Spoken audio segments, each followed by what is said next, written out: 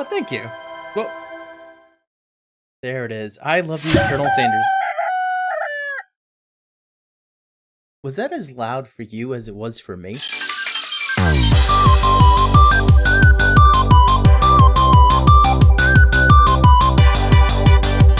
Looks delicious.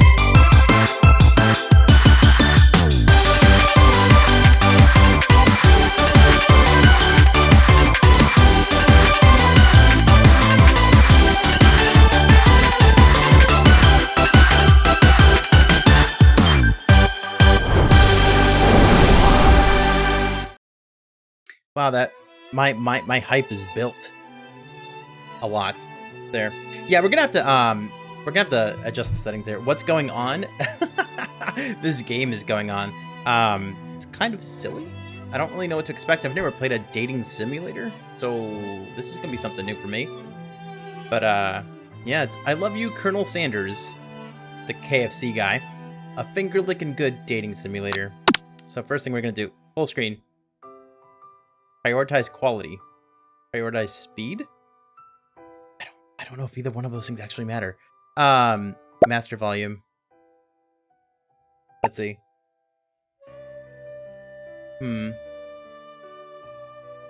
Let's see.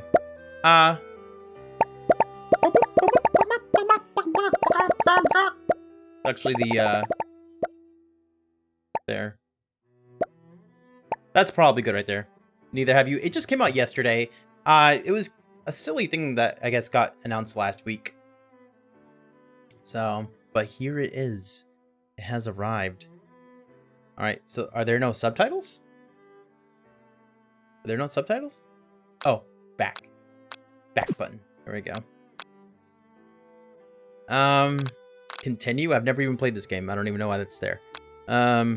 All right, well, I guess there's nothing else to do but to start playing this and experiencing this. Dr. Level Up, thank you for the host, man. How are you? What is up? Let's go. Yeah, we're ready for this experience. And Doc, hey, how's it going, man? I've come back to my place of origin. Yeah. This is where we'll be going forward. It's good to see you, my man. New game. Welcome, chef. Before we get started, tell us your name. Jay is the name. Colonel Sanders, the Colonel! Yo, and biscuits, too. Wow. They're giving us the goods with this game. You look like a Jay? I do, don't I? What's funny, though, I don't know if you know this, but Jay is actually not my name. It's a nickname, but I've always gone by Jay because my dad is actually is senior, so I went by a different name. The more you know. Oh, I need to read everything. This could be good. Like Jay Feather? Close. But not really. Alright, so here we go. I guess we're reading a lot of this. You sleep softly as the morning sun casts a warm glow through the window of your modest student apartment. The world is peaceful and serene. You could stay in the moment forever.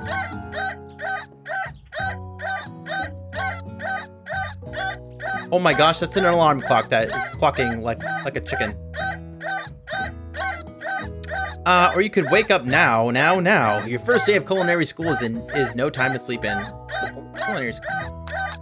Smack that clock up and at 'em. Throw the clock out the window and stay in bed forever. I wanna smack it. Lying in bed, you stare at the ceiling, thinking about everything that awaits you at the prestigious University of Cooking School Academy for Learning. Saren, how's it going? See, now I don't know what to call you. You have 3 names. But how's it going? Yo, and Wolf! Also, Leo, how's it going? What up, everybody? It's good to see y'all. I hope you guys enjoy this. This is kind of a test stream, by the way. This isn't... On Friday, we're gonna start something... Yeah, Friday. We're gonna start something else. We kind of needed something to test the waters here. I haven't dropped a single frame, which is amazing. Hasn't happened in a really long time, so... Feels good, man. Are you in the right place? I believe so.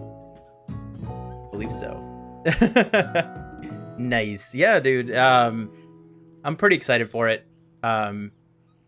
Yeah. Lying in bed, you stare at the ceiling, thinking about everything that awaits you at the... Wait, I said that already. I read that already. Your mind begins to wander. That is way too accurate. CSR 4 affiliate? What? Huh? I'm a CSR. I'm a customer service rep? You're so happy? Me too. Do you mind if I play a character in old time's sake? Yeah, but try to tone it down a little bit. And don't make anyone mad. Rule number 1. We can clip? You can clip. And it's not something that I need to be partnered for. Can you believe that? It's amazing, I know. Oh, CRG, okay. I was like, CSR, I'm like, I don't want to be a customer service rep. I worked a long time to make it to where I am. Reason why I brought up Jay Feather is because there's a character in Warrior Cats named Jay Feather. Oh, I see. I've actually never heard of that, so that's why it went like right over my head. Your brain automatically went to CSR. Makes sense. Well, Jay Feather must be really, really cool. It's time to embarrass me? Go for it. All the time. Who will be there? What will you cook? What should you wear? Time begins to fly by and you find your imagination getting away from you. You'll need to take this seriously. You allow yourself to daydream a bit, thinking about the future. Let's daydream. Daydreamin'. It's here, finally, your first day of culinary school. So many dishes to prepare, so many students to meet. Your mind is swimming with possibilities when you realize you're running late. You grab a biscuit and burst out the door. Biscuits. But wait, there's no... Who made the biscuit? Again, strangely accurate sounds. Delicious. Just what you needed to wake up those taste buds. Yikes, you're in such a hurry, in fact, that you forgot to put on any deodorant before running out the door. You're sweating buckets as you rush to arrive on time. Uh-oh. My gosh. Yo, Shadow, what's up, man? What's going on, my dude? How's your day been, man? One of the Power of the 3 arc and Omen of the Stars arc of Warrior Cats. Oh, okay. Stinky chicken. That's probably... Actually, if we stunk like chicken, we'd probably fit right in, because isn't this... Actually, no, they didn't mention KFC yet. But we'll see. It's been a day. Uh-oh. Well, I hope it gets better now. Aw. Well, that sucks, man. Standing in the quad, you gaze upon the magnificent University of Cooking School Academy for Learning. There's no schools called that. Here comes your lifelong best friend forever, Miriam. She's the most adorably awkward person you've ever met, and you absolutely love her for it. Good morning, Jay. Are you excited for the first day of the rest of our lives? Actually, I'm... Because I sure am. Excited, a little nervous. Okay, a lot nervous. What's the... It's just that. This morning I made breakfast for myself, but... Well, when I ate it, I couldn't taste any love in the food. What if I'm no good? What if I fail? You shouldn't taste love in your food. That'd be a little weird. And thank you for the host there, Wolf. Want to make it? Yep. Oh, okay, I see. Oh, she's crying about it. I'm sorry. I should probably not be so sarcastic. Classic Miriam. Raised by Master Chef parents, she's always held herself to a very high standard.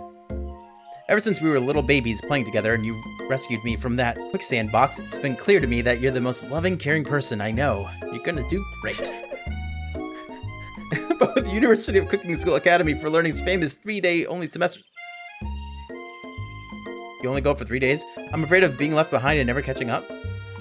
Sweet girl, Miriam has always had a flair for the dramatic. This summer, she got so nervous about her first kiss that she chipped a tooth practicing on a mannequin. Should you pep talk her or change the subject to give her some relief? Pep talk your best friend. Yeah. Remember last month when we saw that fortune teller and had our tarot cards read. Why is she crying? She's like super nervous and overwhelmed about stuff. Why were they playing in quicksand? I don't know. I don't know why they would have done that. Also, I don't know where they would have found it. The lady with the mask who gave me nightmares? I've been trying to forget her. Or forget. I know she looked spooky, but she was so sweet. She told you that you were destined for great things. Remember that card with the fancy-looking tower? And that other card featuring the handsome fellow in the red suit? Santa Claus? I've been waiting for so long to meet a handsome fellow I could call my own. And I'm sure you will soon. In no time we'll be graduating and you'll be delighting the world with your heartfelt cooking in no time at all. She still looks worried. As you talk Miriam up, you can feel her nerves begin to ease. Really, she does not look eased. This game is pretty random so far, yeah. You know what? Maybe everything will be okay after all. And if not, at least I have these killer bangs. Yeah, and your green hair. It's cool. Can you believe I cut them myself? Nope. You can definitely believe it. Never mind. I guess we can. I cannot believe it. Before you can get another word out, you're rudely interrupted when someone smacks your books and custom-engraved measuring spoons out of your hands and onto the ground. It's Ashley, your arch rival. She's totally evil, but you can't help but be filled with jealousy. She can get anything she wants, and she knows it. She looks like a vampire. I'm sorry, I'm calling vampire. Hello, Ashley. Oh, I didn't see you there, chicken shins. Is that an insult?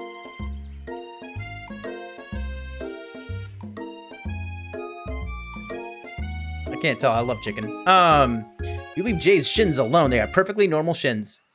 Thank you. But I do kind of have chicken legs, so it's a little weird at the same time, but we're fine. She doesn't look that evil? I don't know, man. She's got red eyes. It looked like she had fangs. She's a vampire for sure. She's got, oh my gosh, she has chicken on her leggings, or what do you call these? Tights? I don't know. I don't know what they're called, but she's got them there. You want to punch her in the throat with a chair? Not possible. And use your words. What is this art style? Half cartoony, half anime, I guess? I don't mind it. It's nice to look at. She's a bully. Yeah, it seems that way. She's making fun of my shins, so yeah. Ugh, you can't stand Ashley. Even her name is annoying. You know for a fact that it's actually Ashley, but she had to add extra letters to make herself feel better than everyone. All right, let me say something. That's not true, because my kids have names where we didn't spell them in the conventional way. That's totally fine. That's a lie. It's my conscience, because it's totally wrong. Leggings, you think? Okay, because they only go up, they don't go all the way up her legs, as you can see. She's wearing a very short skirt as well. Yo, Alex, what up, dude? You made it. Well, welcome, my man. Good to have you, dude. You hate bullies and bullying? Yeah, everyone, I think, does. Yeah, I agree. If anyone here knows what perfect shins look like, it's us. We're not gonna let you or your really weird insults get to us. Across the quad, you see Ashley's best friend, Van the Man, has stopped to look at his own reflection in the mirror. His pants are so tight, you can see him casually working out his glutes while he styles his hair.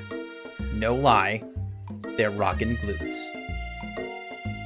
He's got a nice behind, apparently. The hype is real. Van. You rang? You've never been sure what their arrangement is, but as long as you've known them, Ashley and Van have been just as close as you and Miriam, but substantially more devious. Can't believe that University of Cooking School Academy for Learning would ever allow people like you to attend as students. I know, right?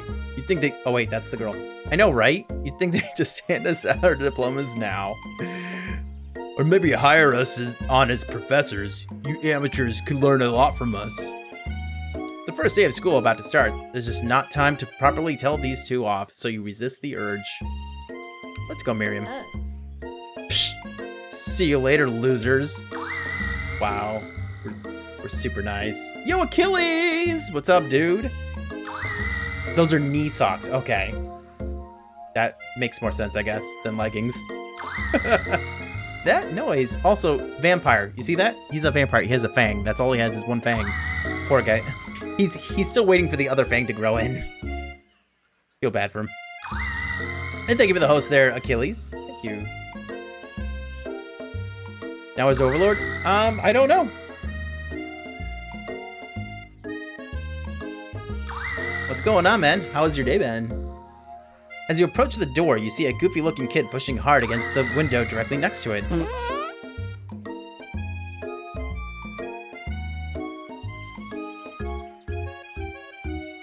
Alex, thank you for the host. Thank you.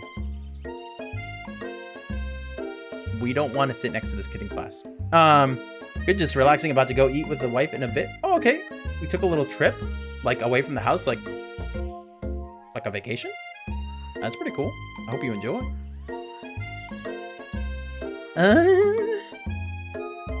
Oopsie. His name's Pop. I think it's broken. Is that a ghost? Also, where are his pupils? I reach forward and easily pull the door open. That should do the trick. I love you. This kid's gonna be a problem. Driving half the time. Oh, I have a test tomorrow for a job, so we took a drive to San Luis Obispo. It's a 4-hour drive, oh my gosh. Well, I hope you enjoyed your time there. That's pretty cool. How did I make such a perfect noise for that? I practice a lot. A lot. That specific sound. Voice actor! I'd like to be a voice actor. Not really. I can barely read. Come on. I think you mean thank you? My name is Pop. I was named after my Pop. He's old. Could someone like this also be a student at the school? He must be one heck of a chef. Also, his name tag clearly says Bob, but I guess he's reading it upside down? I don't see his name tag, but that would make sense. Hi, Pop. I'm Jay. So, are you gonna make me hold this door all day? Nope. Ghastly. This kid, a little bit. It's a cool drive that follow the coast. That's cool. It must have been pretty like chill. It's nice. I think I don't like to drive, but I wouldn't mind like going somewhere and being shut down for like a little while. And with that, the young man walks into the building ahead of you. Is it just me, or is he kind of cute? I think it's just you. You both shrug your shoulders before following him into the building. Who's this guy? Who's this handsome fellow? You stand at the edge of the room, unsure where to sit. Other students wander in and keep themselves busy chit-chatting. A scruffy-looking pooch takes his place at a podium at the front of the class. Adorable. Is this Professor McGonagall? Now, quiet down, everyone. Who is this unreasonably cute pup, and why is he in our culinary class? He must be Sprinkles, head instructor and CEO of UCSAL.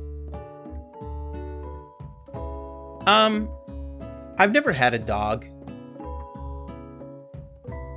But Sprinkles kind of sounds more like a cat name? I don't know. Whatever. Please call me Professor Dog. Nah, I think I'll just call you Sprinkles. I may be cute and a little fluffy. Little and fluffy, but I still demand respect. Woof. What? A cute dog is our professor? This is the best school ever. I guess only a dog's nose is capable of picking up all the nuances of fine dining. No, that's not the... No. Oh my gosh. Oh, cool. Whoa. Wow. This is amazing. Oh, was there anything I was supposed to read? I'm chilly. Someone closed the window. And then he walks in. You know, they make him look very dapper, I gotta say. You're immediately swept up in the aura of this new student and his remarkable goatee. Who knew anyone could be so handsome? I'm stand still. It's him. It's... If it isn't my favorite student, Harland. Oh, no. The dog is confused. Professor Dog, also known as Sprinkles, is very confused. That's the Colonel. That's the Colonel. What even is this game? I don't know, man. I thought you played games like this. Sugoi? Oh, man. What?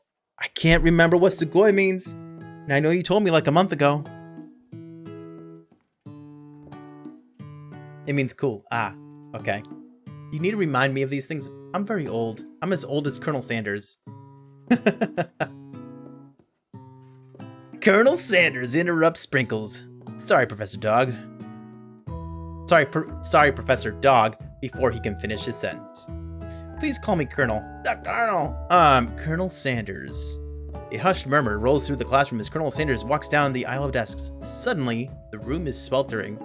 It's hot in here. Sweat begins to bead across your brow. Feel like everyone is looking at you, and you're not entirely wrong. And this over here must be sweaty. Sweats a lot. Oh, you're calling me that. I missed that there. So what? Maybe we should open that window back up before faucet pit melts into a puddle and evaporates entirely. Also, I forgot to wear deodorant.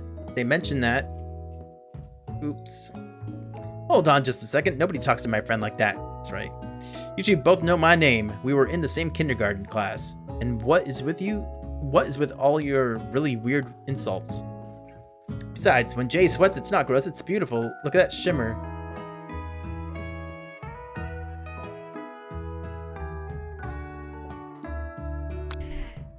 You turn to find Colonel Sanders standing right in front of you.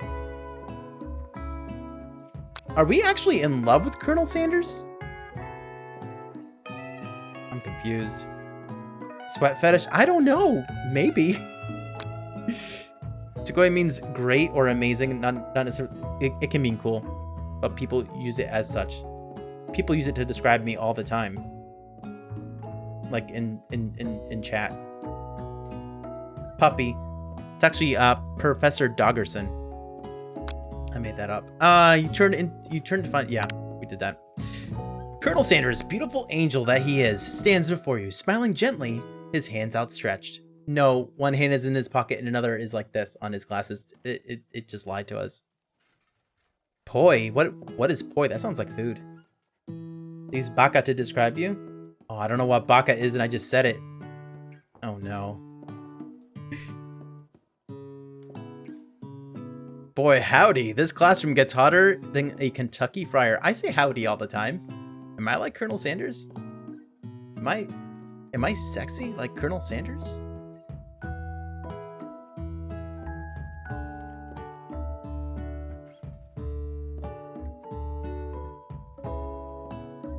Please use my handkerchief. You You freeze up. Colonel Sanders is talking to you. Sure is. He's a cowboy. I don't know. He's from Kentucky. I'm not sure. Wait, Colonel Sanders is talking to you about how sweaty you look. What? You're completely mortified. This can't be your first interaction. What if he never forgets this moment? Hey, you know, it's all about first impressions. Take the handkerchief or refuse it. Yo, I'm gonna take it. Gotta be worth something. The Colonel died a long time ago, so I don't even know how they're doing this. You're too bald to be as beautiful as Sanders. No, this is... I don't know if you've ever noticed, but this is actually... This isn't real. I actually have long flowing locks. Yeah. Big O Sicko, how's it going? What is up? Take the handkerchief. I'm taking it. I'd like for him to sign it as well. You stretch out your hand and Colonel Sanders places a fine silk handkerchief in it. So beautiful. He loves me. It's so beautiful. You hesitate to press it. You hesitate to press it up to your face. But when you do, the feeling is transcendent. Has his natural scent on it. It smells like chicken. It smells like of the most delicious chicken you've ever smelled. Okay, I hadn't even read, you know, like further along, and somehow I knew he was gonna smell like chicken. I knew it. Also, look, there's a chicken in here. Look at that. You see that? How many chickens can you find on your screen right now? Not counting me, okay? Take the ball cap off? I can't. It's like part of my brand.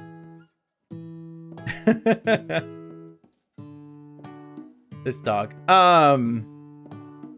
Professor Doggerson steps in to settle the class down and set some ground rules. Welcome to the University of Cooking School, Academy for Learning, the greatest culinary academy in the world. The birthplace of culinary legends past, present, and future. Many challenges await you. There will be tears. There will be blood.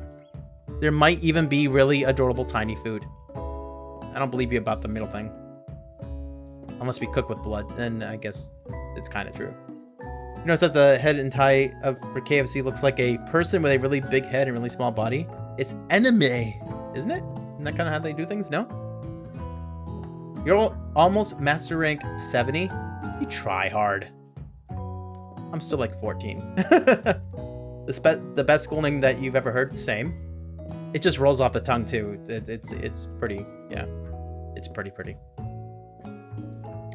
And when all is said and done, there will be a battle. Oh my gosh, what is going to happen in this game? This is not what I expected. You will lift your sporks and compete in the broom cooking arena. Sporks? We're going to use sporks. Just then, another student enters the classroom and interrupts the professor's rousing speech. Student. Hi guys, sorry I'm late. I hope everyone had a good summer. I really miss... Why are you walking like this, man? Are you a zombie? His fingers look broken. Quiet! Ooh, doggo's mad. You see that? He mad.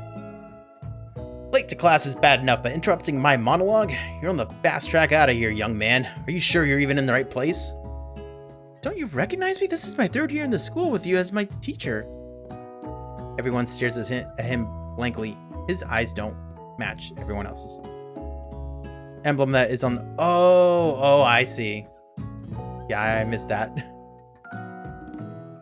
Does no one remember me? You're expelled if you utter one more word before I finish. This dog has... Yeah. Let that be a lesson to you students that tardiness is unacceptable. That's right. You're not on time unless you're 5 minutes early.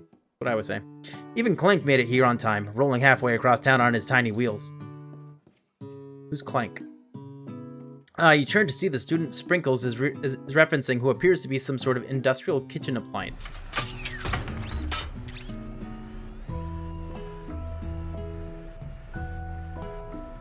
This thing does not look very high-tech.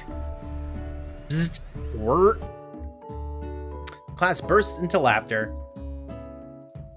He has the chef's hat on. Oh, Clank, you rascal. Sprinkles walks in the classroom as everyone stands in silent obedience. When he gets to you, he lifts his nose into the air and takes a deep sniff.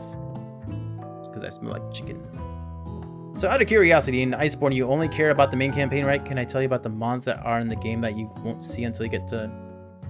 Nah, I think I'd still rather, like, not know what's coming up. Your diet is lacking.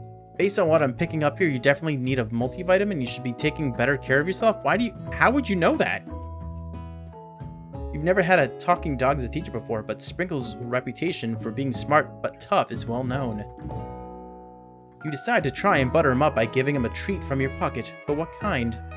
I'm gonna give him a rubber ball because he might actually be... He might be a human in a very convincing dog costume. And I don't want to offend him. My first day here. Rubber ball. Reach beneath your apron and return with a rubber ball in your hand. Sprinkle's eyes go wide and he locks onto it. Now, why would I have that? Forgot to put deodorant on in the morning, but didn't forget to put the random rubber ball in my pocket. Jay's kind of an idiot. Ratchet and Clank is a gear in Pokemon. Oh, really? Casually has these things in your exactly. Yo, Good Rockets, what's up, man? You look like the guy I met on Mixer once. Nah, this is someone totally different. That guy had a beard. I know who it is you were talking about. Yeah. He was much, much cooler, like, a while ago. He's kind of lame now. What's going on, man? How are you? Good to see you, dude. Destiny 2 Shadowkeep comes out next to... I know, I saw. A lot of people are hyped for it. Beef or chicken treats? Nah, man, I give him the ball. He's gonna have a ball with the ball. Ball with the ball. Da bang, diggy, diggy. Diggy said boogie, said up, jump the boogie. Mm-hmm. You're doing good. Nice, nice. Hey, dude, I'm glad to hear it. What? What you mean? What you mean, what? You toss the ball and he bounds after it, grabbing it in his mouth and swinging it from side to side before dropping it. The girl passes quickly. It's not clear if that endeared you to him or not. Well, I might have chosen wrong. Settle down, young chefs. Take your seats and prepare to have your minds open to the amazing possibilities of culinary creation. As everyone rushes to claim their favorite seats. So have they been here for a while? And I thought this is the first day of school. That's what I thought. Yo, I like that emote. That's so neat. What is that? Where'd those come from? Those are awesome. Yo, that too. What the heck? You guys have really cool emotes. Grand Pooh Bears. I've never heard of that person. Link is left-handed. For reals? Yeah, I think you're right. Super Mario Maker 2 streamer. Oh wait, no, I have heard of him. Is he a streamer or a YouTuber? Hey Jay, there's still a seat here. Okay, it seems that no one has claimed this seat next to me, if you're interested. I don't want to ditch my best friend. Sorry, Colonel. Playing hard to get. Two good options, but which will you choose? You move to take your seat by Miriam. I'm so glad to have you near me to support me through this class. He's so cute. Except in the Wii version of Twilight Princess? Oh, it's the other way around? Streams and then makes YouTube off his streams. Oh, okay. So kind of like what I've been trying to do. We'll see if it works out. What is that? Oh my gosh, that is a great... I didn't realize that Elegy had all of these cool emotes. Like, that's a really cool one there. It's supposed to be Phoenix Wright. Pretty sure. Objection! Oh, wow. So many. Flambase.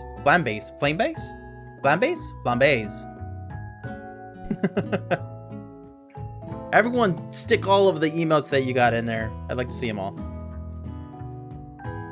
Colonel Sanders, he has such a magnetic personality and there's a seat open right next to him. If you had sat there, you might have gotten to know him a little better. I never sacrificed our friendship. Besides, I'm sure I'll get the chance to talk to him later in the semester. Got 3 whole days. 3 whole days! That's like a lifetime.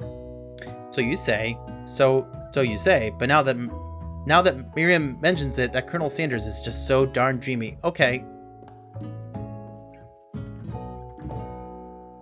Feels bad, man.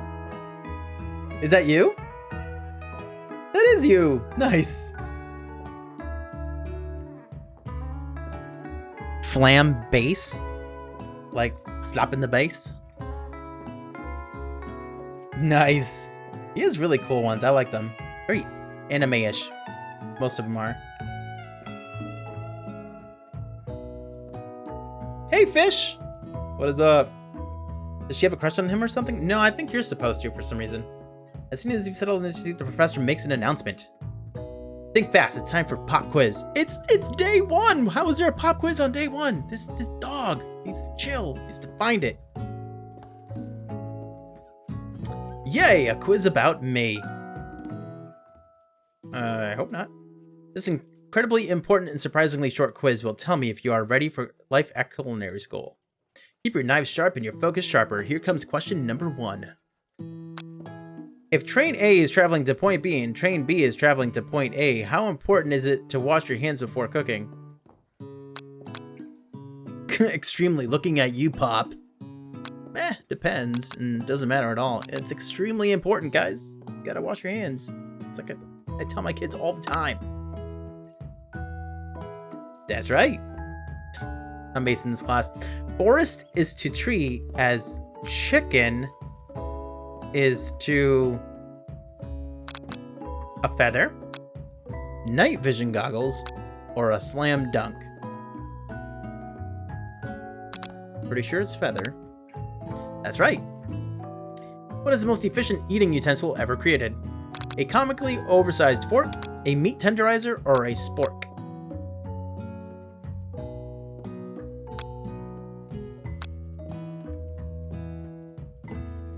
I have to. That's wrong. Okay, I don't think the dog has a sense of humor. What food is best for a broken heart?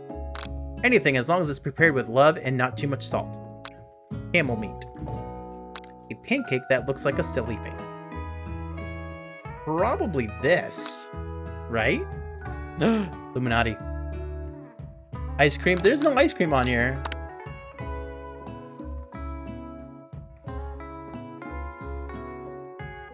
I wasn't even... I was serious in my answer and I got it wrong. I suck at school.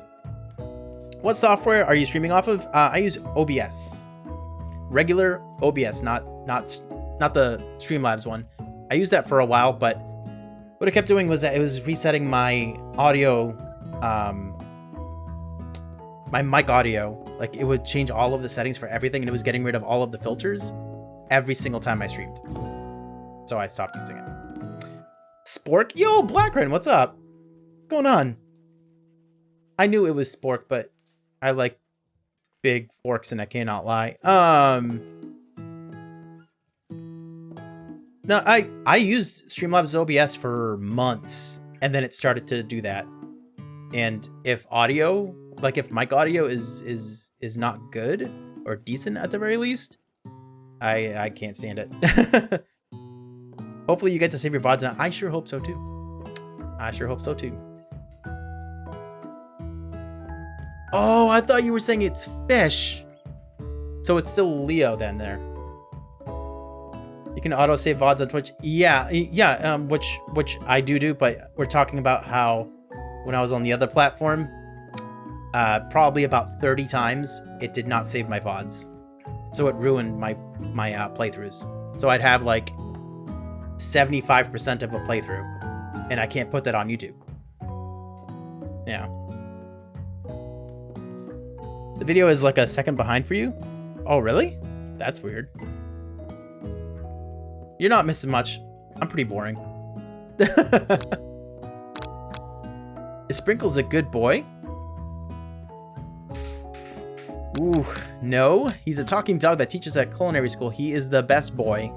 Or yes, he's kind of a jerky dog, so we're gonna say no. That's wrong. He's nothing but the best. Crazy dog. Total score 2 out of 5. I'm smart. Hello? I'm clicking. Oh. Oof. 2 out of 5. I could do better guessing. When you turn to Colonel Sanders, he is looking at your results with a visible disdain. Not good. These people have no sense of humor. I feel bad for them, actually. I actually do. Should try Stream Elements since Streamlabs didn't. I like using OBS. I think it's totally fine. I've been using it now for 2 or 3 months without Streamlabs, and I'm totally fine with it. I'm not looking to have all sorts of stuff on screen. I'm personally not a fan of that. Is that why I'm on Twitch again? It's one of the reasons. It's one of the reasons. There were many, many reasons that I mentioned on Monday. Me switching back. This is where I started streaming back in 2014 on my first account. So it's not really new to me. And this is where all day. I'm on Twitch all day. I wasn't spending a whole lot of time on Mixer, unfortunately. May I have your attention, students? I have an important announcement to make. Time for lunch. Oh my gosh, this day. Wow, the cafeteria is as nice as any restaurant you've ever eaten at. It makes sense that a school dedicated to cooking would also be serious about eating. A delicious fragrance wafts through the room and tickles the end of your nose. Your mouth waters. Do you smell that? Must be our lunch. It smells crazy good. Back home on Twitch. That's what it feels like, to be honest. Everyone, can I have your attention? Someone has to help this kid. It really does look like he has broken fingers. Is it about lunch? No, I just wanted to apologize for my tardiness. You see, howdy folks, I'd like to make an announcement. Just interrupts people. Hey, it's about lunch. Everyone cheers. Woohoo! But shh. Lunch. She said shh. Or, in other words, scram. In honor of the new semester, I've prepared something special to share with everyone for lunch. Whoa, super excited! That must be the smell I smelled. Indeed, that smell is Colonel Sanders. You hold your breath waiting to see what food this mysterious student has created. You've heard that he's very talented, but were the rumors true? Is this? Colonel Sanders lifts a large bucket above his head. Its contents glimmer in the light. Piled higher, huge pieces of chicken, breaded and fried to a crispy golden finish. The aroma envelopes you, and you begin to feel warm and safe. Colonel Sanders has filled a bucket with chicken? What a novel concept. It's $1 billion idea. Your stomach begins to grumble, as if to say, stop thinking and start eating. For years, I've been developing a secret recipe for the perfect fried chicken. Gosh, believable. We're gonna know secrets.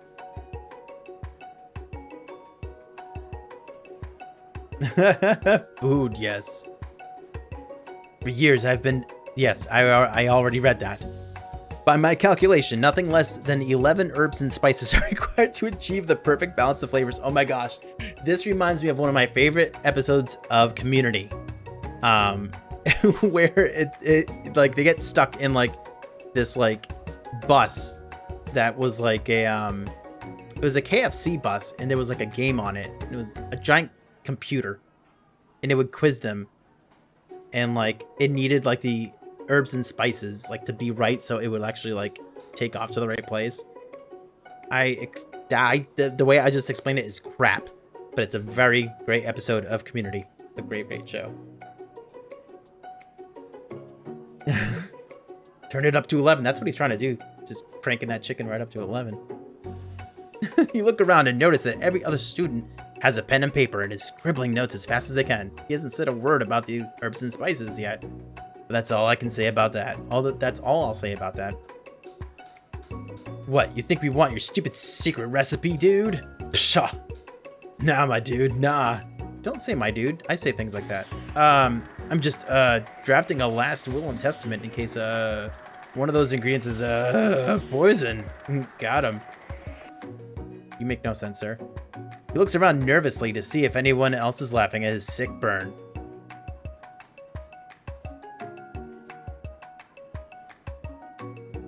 Oh my gosh, I just noticed.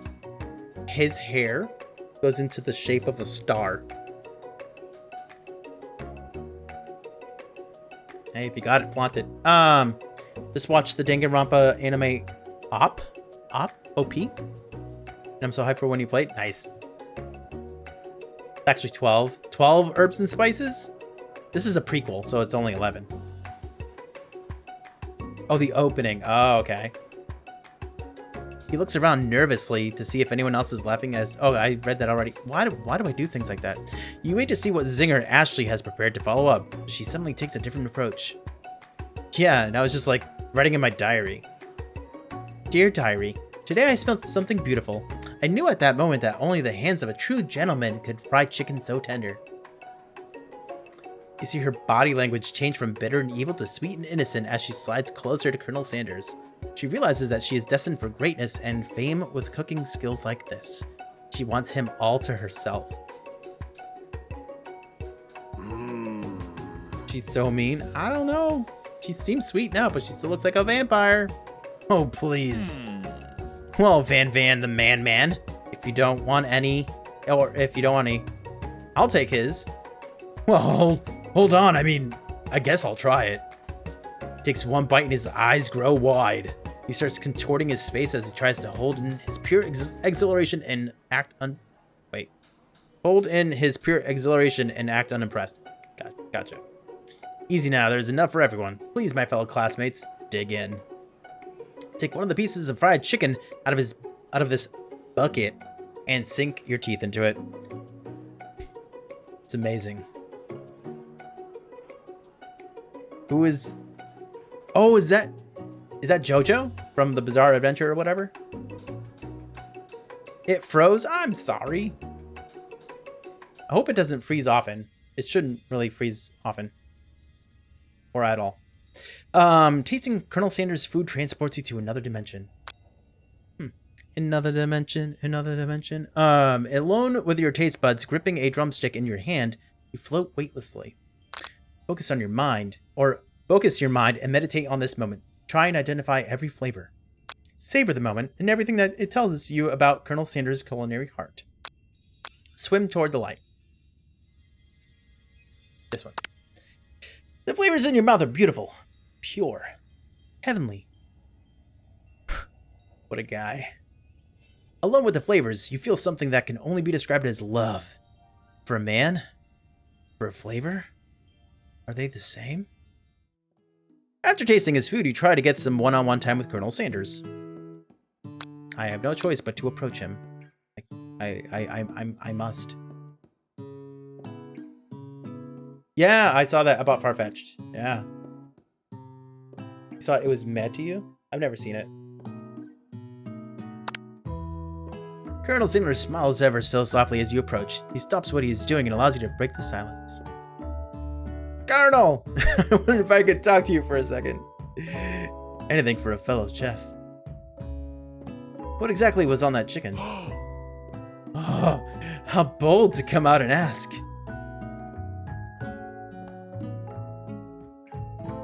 Dude's got a staff with a chicken on it. They just let him walk around with that thing? It's an idea I had for a new combination of flavors that will make my fortune and establish my legacy for all time as I open a chain of highly successful, I almost said fried chicken restaurants. It's no big deal. It's just you and me here talking. I can keep a secret. In fact, I've got some of my own that I'd be willing to trade. I'm sure they suck though. What's the rush? The semester is only getting started. We've got 2 more whole days to get to know each other. We've already gone through 1 day. My gosh, she's clearly not going to give up easily. Doesn't hurt to be persistent. You know what they say about secrets, Colonel. Shouldn't learning be fun? You've got moxie. I'll give you that. Colonel Sanders looks both ways to make sure you're truly alone, and then leans in. You can feel his warm breath as he whispers.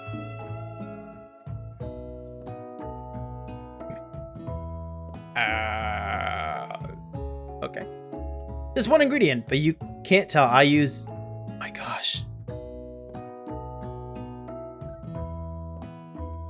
No!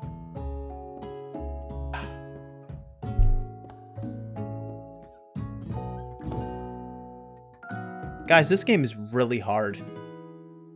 It's a very, very hard game. I thought it wanted me to decode what was in like the white box thing there. So I tried to highlight it. Okay? And it didn't work. So now I'll just never know what the rest of that dialogue said. I did think I was gonna get the secret. He was giving me the secret. It was there in the box. It's in the box. I had to see what was in the box. I'm just bad at it. I'm very bad at video games. I'm sorry for anyone who's new here. I'm very bad at video games. I'm sorry. Oh, it's love? It probably is love. Wow! You never have guessed that. In fact, you're not even sure where you'd get some if you searched. While you're wrapped up in that huge revelation, you notice that Colonel Sanders has disappeared. While everyone else is still in the cafeteria, you decide to look for him. Find Colonel Sanders outside, standing in the quad. Oh, it's you again. Howdy. Sometimes I like to come outside and look at the school buildings and myself. I think about how my story will continue on after I've graduated. Sounds like you have big plans. I dare say the biggest. I will leave my mark on this world. You can bet on that. Yeah. I don't know why. I didn't know that the secret ingredient was love the whole time. Censored? Where? Oh, at the box? Explosives. See, I would have guessed explosives. Objection! Objection! Overruled. Alone together for the first time, you figure now is the perfect moment to show your personality to him. Neg him to show... Neg? Is that a typo? Should that be nag? I think it's supposed to be nag. It's not neg, is it? I don't think it's neg, right? Neg him to show you... What? Neg him to show your own strength. Wow him with a big idea to add an additional ingredient to really spice things up. There's number 12. Be modest but thoughtful. Yo, this one, middle one. You know, about that, I was thinking about your secret recipe. I don't doubt it has a way of leaving an impression on all who taste it. You decide to show him that you also know a thing or two about blowing minds with new flavors. I actually had some thoughts on how you can improve it. Improve it? You want to change my secret recipe? And you think you can do better? Have you ever heard of habanero peppers? Heard of them? I tend an entire garden of chili pepper varieties. Habanero, poblano, cayenne.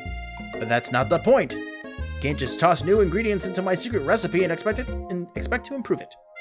A recipe is about balance. It involves careful consideration and refinement. I didn't mean to... Let this be the last time you improvise on my recipes, Jay. I'm headed back to class for the next lesson. He got really angry with me. Very snippy right now. He needs to stop it. I mean, his objection. That certainly didn't go as planned. Yeah, he's got kind of an attitude. You'd better head back inside, but you wait a moment so that Colonel Sanders doesn't think you're desperately chasing after him. Yo, look at these stoves. These are nice stoves. Step into the massive cooking arena where the afternoon lesson will take place. Each student gets an oven and all the tools and ingredients they could need. Look at this place, it's magnificent. Finally, we get to show our stuff. Wait a second. Oh no, we have to show our stuff. What if I totally blow it? You're not gonna blow anything, except maybe kisses to the crowd of fans you're going to earn with your signature adorable tiny food creations. She makes tiny food. Have you ever had tiny food? Sounding pretty insecure about the recipe? Yeah, you mean the Colonel, right? Obviously. What's with her hands? I don't know, they all have broken fingers. It's a little scary. They're wacky. You're not gonna blow any... Yeah, I love reading things over and over again. It's my favorite. Objection. Welcome, students, to the cooking arena. For today's lesson, we'll be cooking with partners. Hurry up and pair off. Naturally, Miriam looks over at you, but unable to control yourself, you pounce on Colonel Sanders. No, no, no, no, no, no, no! No! Ay, ay, ay. Hey, Colonel. Would you like to tackle this lesson as a team? Team of two? That is, me and you, if that wasn't clear. She's crying. Wanna be my partner? Aww. Sure, Jay. I'll prepare our station. Making him do all the work. He's gonna do all my homework. It's gonna be great. Without you as a partner, Miriam is left standing all alone. Two different students quickly take notice. Hello, new partner. Go with the robot. Go with the robot. Okay. Oh, it's Clank. Oh my, two potential partners. I'm so sorry, gentlemen, but I don't know who to choose. Looks like you'll have to pick for her. Friend duties can be a little awkward, but that's the price you pay for not being alone forever. I like her, though. I am? Yeah. Stop it.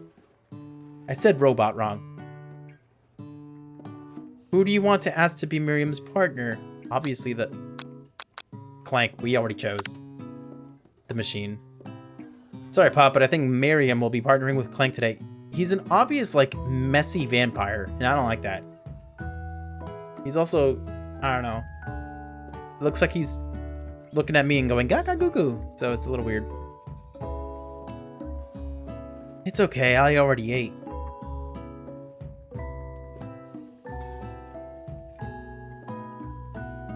I don't Son, what's in the juice box? What's in the juice box? This kid's a mess. It's not entirely clear if Pop has any idea what the point of school even is at this juncture. No kidding. Robot. That probably would have been better. Alright, Achilles, take care, my man. Enjoy the rest of your time off, alright? Or the rest of your night off. Take care, dude. It's good to see ya. Need to shove a chainsaw down a dragon's throat? Okay. Alright. It's not laced with LSD if that's what you're asking. What, you mean the juice box? Can you even do that? Stuff. Exactly.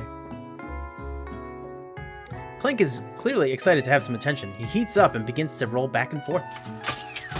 Warp, warp, warp. Hold on there, fella. We don't even know the assignment yet. Technically, Clank might not have a face, but there's something charming and earnest about him. He blinks. Did you just see that? He blinks. Okay, that's creepy. Can you not do that again? Clank, cut it out. Seriously, just stop. You did it again. Just stop. Maybe if I just ignore him, he'll stop.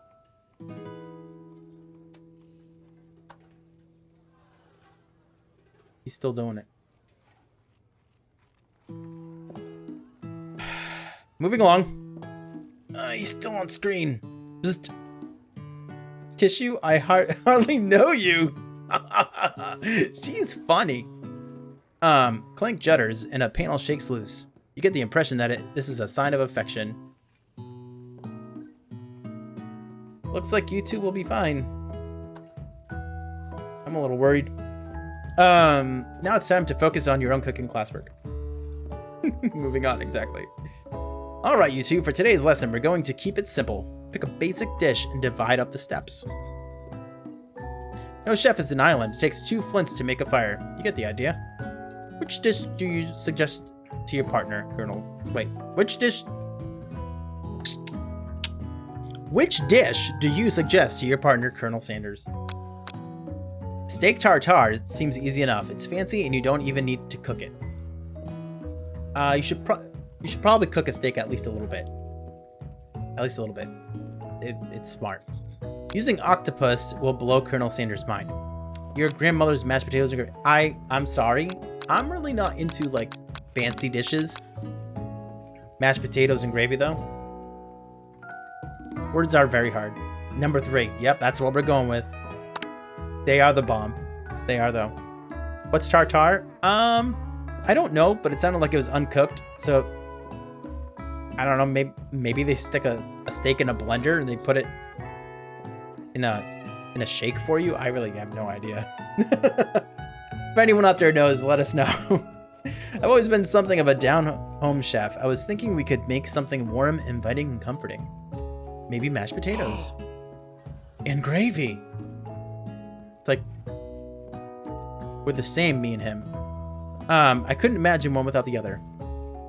Colonel Sanders casts a coy look at you, causing your whole face to go beet red. Embarrassed, you quickly turn away. I'll go get the potatoes. No, please, let me. Picking perfect produce is a passion of mine. Oh, here we go. Steak tartare is a meat dish made from raw ground minced beef or horse meat. It is usually served with onions, capers, pepper, Worcestershire sauce, and other seasonings, often presented to the dinner separately to be added for taste. It is often served on rye bread with a raw egg yolk.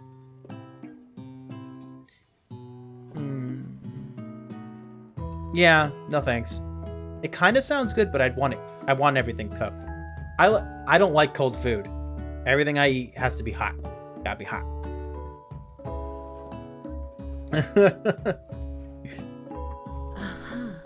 Looks like things are getting pretty fresh around here. Does someone have a crush on Colonel Sanders?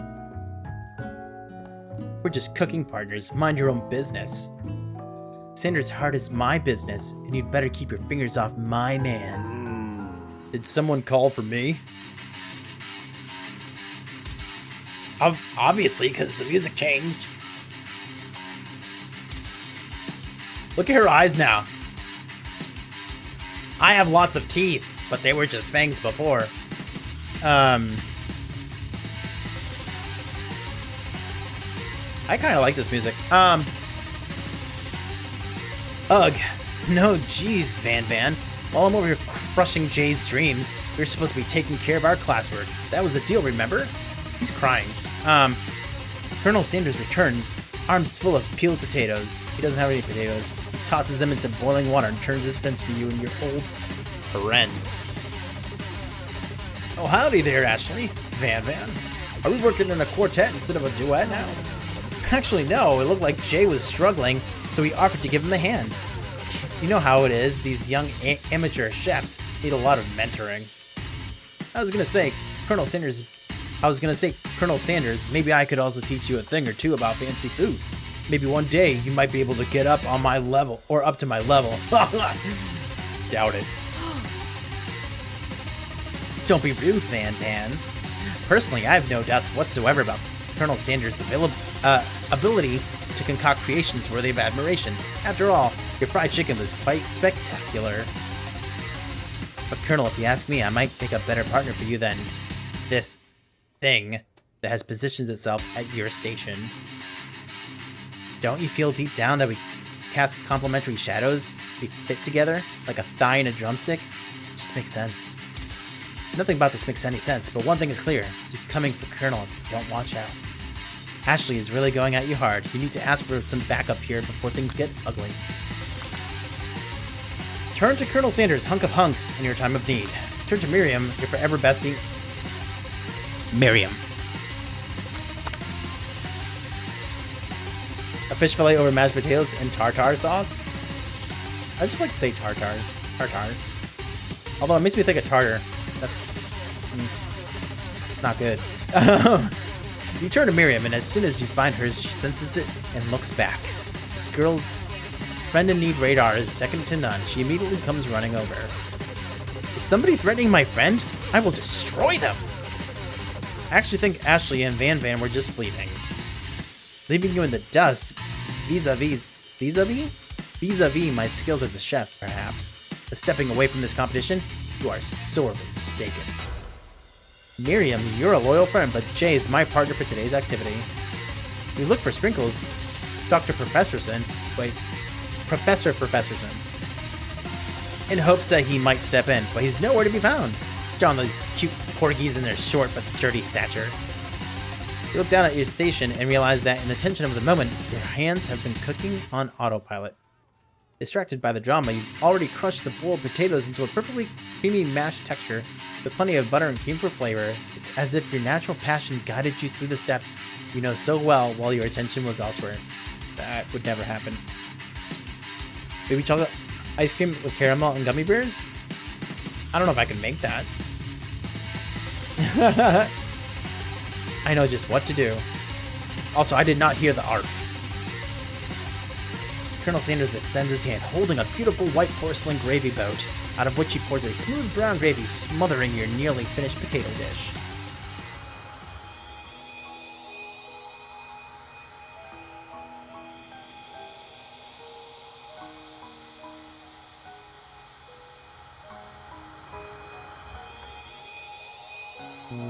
Wow. Gravy flows down the mound of mashed potatoes. The results look spectacular. Randy would be very proud. Oh, he winked at me. Colonel Sanders holds a spork out to you. You reach out and grab hold of it, but he doesn't immediately let go. The two of you stand holding the same spork, and for that small moment, all of the madness and pressure in this crazy world stops. Your eyes lock. The eyes? How about eye, because he's actually winking. The moment is electric. Time stands still. If you love something, set it free. Wait, what? What's happening here?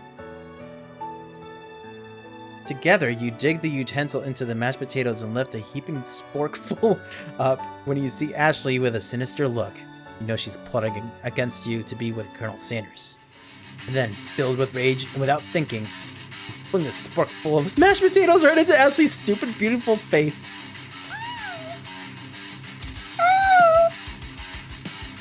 Van, do something! Do something! Scooping up a fingerful, Van tastes the dripping mashed potatoes and gravy and realizes that it's delicious! I smell delicious! Horrified by this revelation, he sinks away. Will he ever be able to cook something with so much love and integrity? Hold on right there, Jay. We do not waste food in the broom cooking arena. Colonel Sanders, I expect better from you. I just got him in trouble. If you throw one more spoonful, we both better be prepared to eat it from wherever it lands. Can I has potato face? Go away, Pop. Nobody likes you. Van rushes back over, a covered dish in his hand. Who let him into the school with an axe? Who did it? Also, is that octopus? They don't have octopus at KFC. Also, what is this? Honey? With some corn? Is honey, corn, and octopus? Is that how they serve calamari? Is that how? I don't know. Mashed potatoes with gravy. Pathetic. In just a few minutes, I prepared a full meal. Gaze upon my specialty, braised tentacle of octopus in my silky saltwater sauce. Plated on a battle axe forged by my supreme chef ancestors. Alright, I get it. You've ignored me. Oh wait, you've ignored me for too long. That ends now.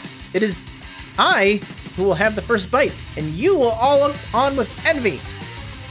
The interrupting student rushes at Van and swipes a bite of his signature dish right off the plate. No, don't! Something about this dish doesn't strike my nose quite right. I think the octopus was rushed and may have turned in the process. The results could be toxic.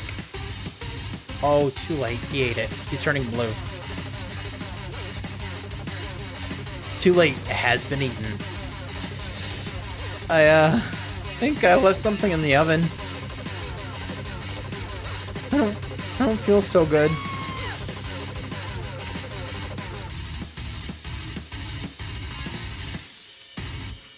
What? Is this a joke? It killed him. Everyone step back. Don't take another bite. When you look back at the plate, the rest of it is gone. You notice the tip of the tentacle being slurped up in Pop's mouth. Pop winces in pain for just a moment, then is almost immediately back to his oblivious self. Oopsie! Tastes like poison. Why would he know what poison tastes like? Oh, this kid. Oh my gosh. Tentacles. The entire class is gathered to watch Pop's final moments. Shock has frozen the whole crowd. They are as motionless as statues. The class bell rings, disrupting the moment and snapping everyone back to reality. It would appear that Pop's enthusiasm for trying new things, despite obvious danger, has inoculated him against poisons of all kinds. Dude, the kid's immune. Scott B. Glass, how's it going? What is up? I'm not sure the professors here make enough money. Oh, he is saying that. Okay. Ghost of student. Hello! I just turned into a ghost over here. I don't think so. That looks like a sheet. Seeing that you're shaken up by that really annoying student and all his nonsense, Colonel Sanders approaches you. I'm sorry you had to go through that. Please let me walk you home. What? Like for real? Oh, come on! You follow Colonel Sanders out of the room. I'm very confused as to what's happening right now. Also, the quickest day ever. At night, the school building has taken on another vibe entirely. It's dark and more than a little spooky. Colonel Sanders stands in the quad's neon glow and speaks softly. Those mashed potatoes you made in class today?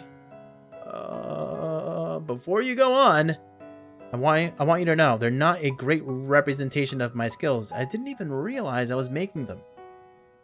They were amazing. Tasting them, it reminded me why I became so passionate about food to begin with. Colonel Sanders is getting choked up. Cooking is obviously important to him, in a way that you find inspiring. Now might be the perfect time to tell him you're developing feelings for him, but I'm not. Colonel Sanders? Yes, Jay? There's something I need to tell you. Van! What's this game? It is I Love You, Colonel Sanders, a finger-licking good video game or something. I can't remember the rest of the title, but it's very long. That's basically it. It is a dating simulator. A finger-licking good dating simulator. That's the name. That's the rest of the name. Yes. If you drink very little poison for a certain amount of time, you can actually become immune to poison. I will not try it. But, oh, is that actually true? This guy again? I know. This guy. Interrupting Van. That's right. Hold it right there. There's something I need to tell you first. Jeez. You see, when I was just a boy, I had a dream that one day I would be the greatest chef the world has ever seen. And every day since, I've been working towards that dream. Day and night. Never stopping. Never resting. Also, lifting a lot of weights. Like, so many weights. We should follow our dreams with all of our hearts that our souls may grant them like wishes floating on a shooting star. Ugh. Hey, no, Oh, his hair did a thing. Shut up. I'm the one here to stay inspirational stuff and be the star of the story. Are we forgetting that your cooking literally killed a guy? You can't prove that. He died right in front of us. I also saw you kill that guy. What was his name? Somewhere in the distance you hear a long, sad sigh. His name was Student, okay? Even I remember. Forget him. We're talking about me. Me. I'm the hero. Yeah. Oh my. I can look it up. Okay. What games do I play? I mainly stick to RPGs and adventure games. Like on Friday we start Danganronpa. But yeah, like in the past we've played some Uncharted games, we played Tomb Raider, we played Nier Automata, we played Monster Hunter World Iceborne, we played Fallout New Vegas, we've played quite a few Telltale games, stuff like that. That's kind of what we tend to stick to. Assassin's Creed Odyssey we played for like 2 months. Think you're gonna have nightmares? Nah, this is well, all right, maybe. Oh my gosh, it's a spork monster, by the way. Have I played any of the Fallout games? Yes. Like, on stream? I've played Fallout New Vegas in 4. I've been a fiend. Yes, Monster Hunter fiend. I have been. I put almost 200 hours in, which is not much by normal standards, but it's a lot to me. Spork monster. The spork monster is here to fight a hero. I think I'll have the fridge door open later, nerds. We will not let harm come to another student, except for that ghost kid. I kind of dropped the ball on that. Be afraid, be very afraid of me, because I'm a monster, see? Is he rhyming on purpose, or is that just a coincidence? I'm pretty sure that's Dr. Seuss in disguise. But before you can discuss syntax any further, a turn-based fight sequence. What will you do? Oh, it's like Final Fantasy. Do I play any retro games? Not typically on stream, but like I do on my own sometimes. We're gonna attack. You decide to go on the attack. Which attack will you use? Oh, looks like it's that secret ingredient, everybody. We're gonna cook with love here. Cook with love does 1 damage. 1 damage? It just got real. That attack really upset Spork Monster. Spork Monster goes on the attack. They spit hot gravy at you. You take 1 damage. You decide to go on the attack. Worked last time, right? That's right. Is there a special selection here? Nope. Cooking with love again. Cook with love does 1 damage. Come on. Spork Monster won't forget this. Spork Monster is really feeling threatened by your attack. Spork Monster focuses their mashed mind and draws in energy from Mother Earth itself. They grow larger and more intimidating. How will you respond? Obviously attack. You decide to go on the attack.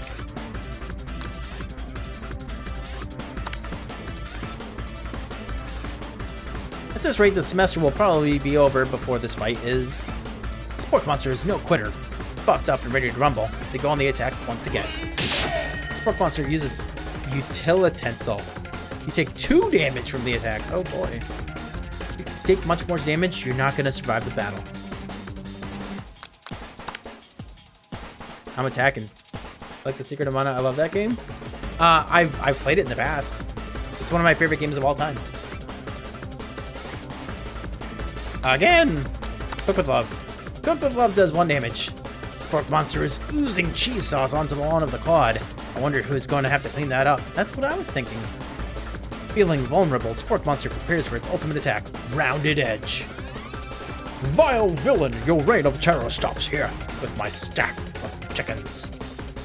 Colonel Sanders summons the energy of 1,000 chickens. Hot Pie Power Pinch. Hot Pie Power Pinch does 10 damage.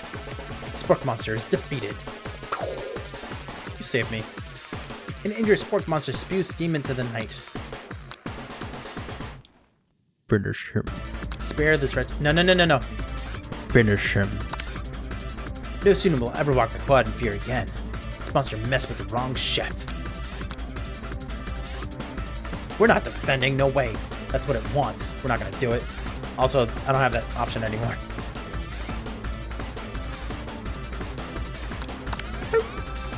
You ready your final attack? You'll never survive my student debt loan destruction.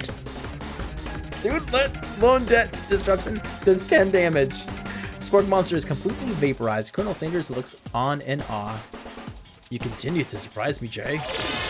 The defeated monster left behind a special item. It appears at first to be a cookbook, but upon closer inspection, it's so much more. It's a book of magic spells with a golden chicken on the cover. You open the cover and find a library card tucked inside. The last name to have signed it out is Borko. Borko, that name sounds strangely familiar, does it? Your blood is pumping as you stand in the quiet of the night, holding the mysterious book in your hands. As you come down from your battle buzz, you realize that your final attack has left you completely depleted. The world around you begins to fade away. Without any energy to keep your eyes open, darkness overtakes you. The image of Colonel Sanders flashes before your eyes as you fall asleep. He must have helped you get home. In your tired state, you don't know if you could have made it without him. What a guy. You want to thank him, but you don't have the strength to utter a single word. You feel your covers being pulled up over you as you are tucked in tightly. Good night, my Colonel. In your dream, you're together with Colonel Sanders. For some reason, Sprinkles is also there, instructing your love. Dreams are weird.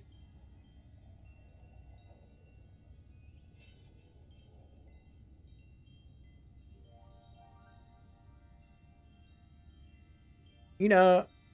Okay. No comment. You wake on day 2 and attempt to process the wall visions you had. Were they memories or premonitions? And then there was that secret ingredient that Colonel Sanders went ahead and told you outright. Not much of a secret, huh? Probably just because he already trusts you so much. Sure, that makes sense. We'll go with that. You meet up with your bestie in front of the school.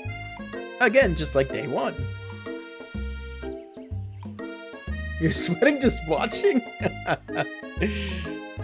Have I played Halo or something? I've played, in the past, I've played Halo 1, 2, and 3.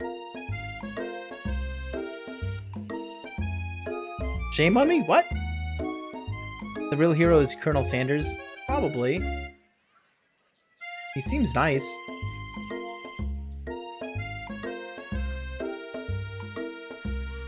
All the Halos are bad to you? What? This game is so random. Yeah, I think that's part of the charm. Flying chicken thingies, they're called drumsticks. Drumsticks. Before you can tell her about the encounter with the Spork Monster, she launches into a story of her own. Okay, I know this might sound a little strange, but I think I might be, I think I might like Clank. She knows that Clank is a robot, right? Like him? Like? I know it sounds like it's moving too fast, but there's something about him. I like him. I like him. We got to talking after class, and he's actually a totally sweet guy. Not only that, but he's really smart. He told me all kinds of stories about Colonel Sanders. He always says things like beep boop and stuff. This makes no sense. Better than Pop? That is true. Way better. Halo 2 and Reach are the best of the Halo series. I think I had the most fun playing 3, but I played it with a friend, so. A stove robot? He is a stove robot. It's like a nuclear explosion. Explosions! Did you know that Colonel Sanders was the most popular kid in his high school? No, but that does make complete sense. Yeah, but he was so popular that he was voted prom king at a school he didn't even go to, and was also the convertible that he himself rode in at the front of the homecoming parade. I'm thinking maybe something got lost in pressure cooker language translation there. Okay, I'm not nuts. Either way, maybe it'd be best if you took it slow with this new boy, like I am with Colonel Sanders. You and Colonel Sanders, the coolest guy in school? The most famous student to ever attend University of Cooking School, Academy for Learning? You're a thing now? We definitely connected yesterday. Sure you did. You're great. Why wouldn't he be into you, I guess? Laughing at the implication that you and Colonel Sanders might be a thing is definitely not cool. You are great.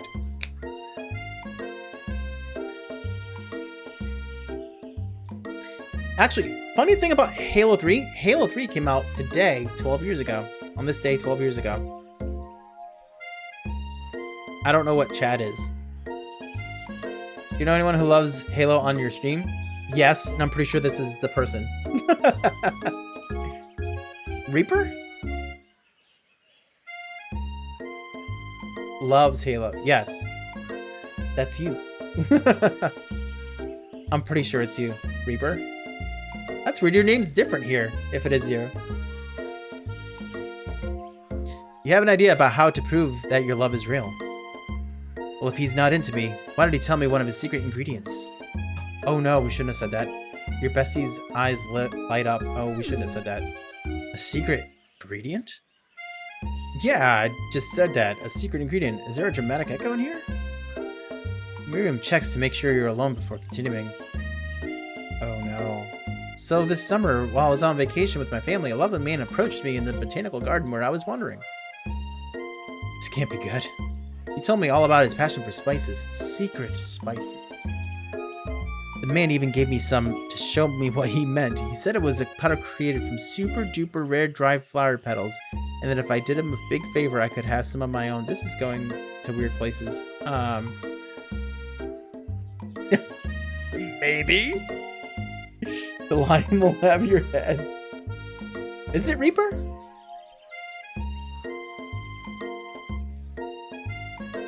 Please, Miriam, don't tell me.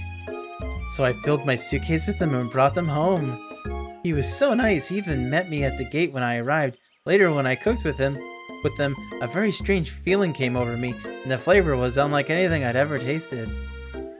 I think you're being very liberal with the meaning of spices here. Whatever. Anyhow, we both share an interest in cooking, so we've stayed in touch. You know, like pen pals. I bet he would love to know more about my spices. More about new spices. Well, I'm definitely not supposed to share Colonel Sanders' secret recipe. And besides, I only know the one ingredient, so I doubt it'd be much use to anyone. Please, please, please! It would mean the world to me. No one has to know it came from you or from Colonel Sanders. What do you think? Should you protect Colonel Sanders' secret or share it with your bestie? It's not nice to tell secrets. I mean, to tell other people's secrets. It's not cool. It is Reaper. What's up, man? Scott Meglass. Are you gonna change your name by any chance?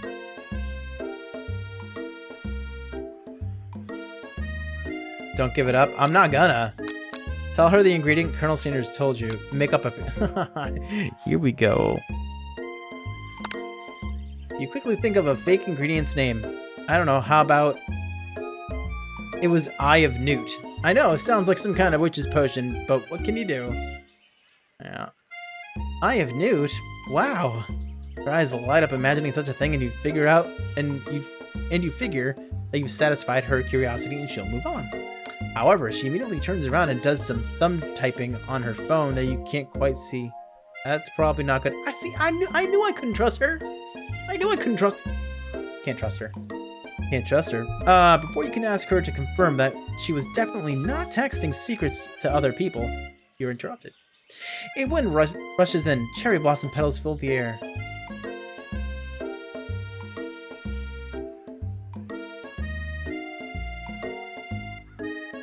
Wow. Like a movie. It's it's Colonel Sanders. He's arriving at school on his noble steed. Stand back and admire his majestic glory. Run to him. I'm gonna stand back. I'm gonna stand back. Sounds like it's from Harry Potter a little bit. Colonel Sanders' horse is truly a thing of beauty. That's right, horsey. Without ever acknowledging that he's being watched, he does a short horse dance before dismounting with a flourish. He then slaps the beautiful creature gently on its rear, sending it running free into the countryside. Does that actually work? You are so struck by the sight of him that you lose the ability to speak coherently. Oh, I didn't realize anyone was watching. Don't worry. He knows his way home. You attempt to compliment Colonel Sanders, but the words don't come out exactly right. What a horseful beaut you have. I mean, what a horseful boot you have. Dang it! That's what I just said. What? Are we two people in one? I'm very confuzzled. Being a good friend, Miriam attempts to cover for you. Oh, Jake gets really nervous around people they like. Thanks for the help, bestie. What? This is not helping. Icy Reaper. How's it? Or Icy Reaper. How's it going? I mean, they got food poisoning and we're up all night. It was gruesome. You should have seen it. She gives you a wink and a smile as if to say, situation handled. Can't blame a girl for trying. No, I can blame her. And with that, Colonel Sanders disappears into the school, leaving you and Miriam to follow. When you enter the classroom, you can see your two rivals, Ashley and Van, are doing something bad. By the way, they're hiding. What? By the way they're hiding, you know it must be really bad. My gosh, guys. There it is. I know it. X equals D apostrophe. Wait, that's not an apostrophe. Crap, I ruined it. Never mind. However, I want to say, okay, I'm going to say Reaper then. I like Reaper.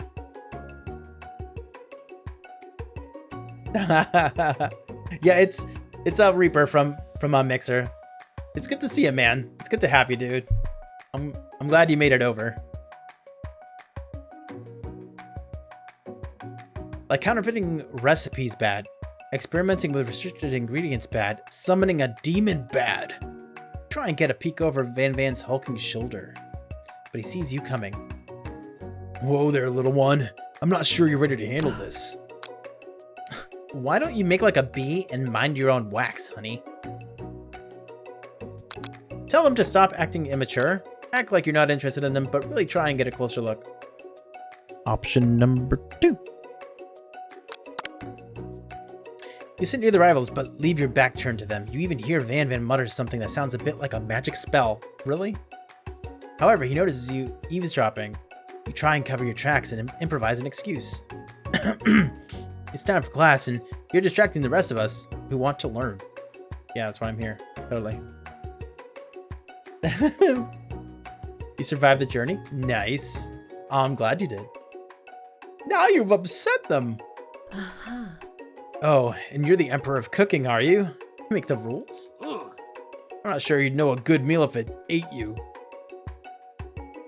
Being the best chef in the world takes more than just culinary skills. It takes creativity. It takes panache. And it doesn't hurt to use a little evil. You finally get a look at what it is that they were hiding, and you instantly recognize it. It's a book, just like the one you found after your encounter with the spork monster. That's the same book that I found last night in the quad. Ashley immediately elbows Van, who hides the book behind his back. Did they steal it from me? Are they thieves?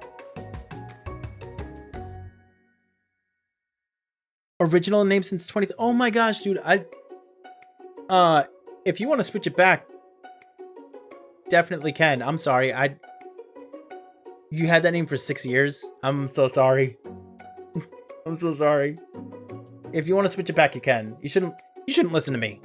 I'm dumb. I'm a man who sits in front of a camera and plays video games and chats with people. You should never take what's coming out of my mouth. Yeah. I don't know what you're talking about. That book is a family heirloom and its contents are secret. You notice that they haven't been studying the book. They've got Pop pinned to the wall and they're tossing potato skins at him as he tries to catch them in his mouth. We're playing! Before you can dig in any further, you're interrupted by the arrival of more students. It's almost time for class. Beep, beep. Clank must be running late. He's in such a hurry that he rolls right over Van's meaty foot. Hey, watch it, you bucket of bolts! Watch how you talk to him. He didn't do anything. Bzzzt. Womp. Womp womp. Who do you think you are Who do you think you're talking to? I've never heard such language. Not even from a stand mixer. Stand mixers talk? Womp womp. Objection! You didn't use Twitch at all, so it doesn't... Oh, okay. All right, good. Because I was going to be really sad. Like, oh my gosh, I can't believe it. Your mother was a stand mixer. Oh my gosh. Burn. Van jumps to attack Clank, but Clank shocks Van, sending him flying across the room. Protect Colonel Sanders. These crazed men are about to come to blows. I think it must be over me. But I'm not interested in either one of them. And Ashley's tone has completely changed in an instant. She bats her eyelashes at Colonel Sanders. Surely he must know that this is a ruse, right? Gentlemen, get a hold of yourselves. Save it for the arena at least. Or don't. Or don't. Honestly, what do I care? I've got lofty career aspirations to focus on. Maybe I can help you with your business plan. Just then, Professor Professorson arrives to signal the true start of the class day. He's panting, which doesn't seem that abnormal. He's a professor, but he's also a dog. So he is a real dog. He's a dog, a real dog. What is this game? This is I Love You, Colonel Sanders, a finger-licking good dating simulator. Apparently, we are trying to get Colonel Sanders to fall in love with us. We're gonna beat it. Students, please take your seats. I apologize for my late arrival. I spent the morning chasing a car all around town, and my tiny legs are very, very tired. But I'm here now, and I hope you're ready to learn. Try to give Sprinkles a pat on the head, but he snarls at you. Sorry. I get a little worked up if people try and pet me before I've had my morning coffee. Let that be a lesson to you. After he catches his breath, Sprinkles regains control of the classroom. Without further ado, we'll review the global history of my favorite fowl, the chicken. Want to pay attention to the lesson? Truly you do. By KFC? Yes. It's actually published by KFC. You're a real dog? Well, I'm a real boy. A real boy!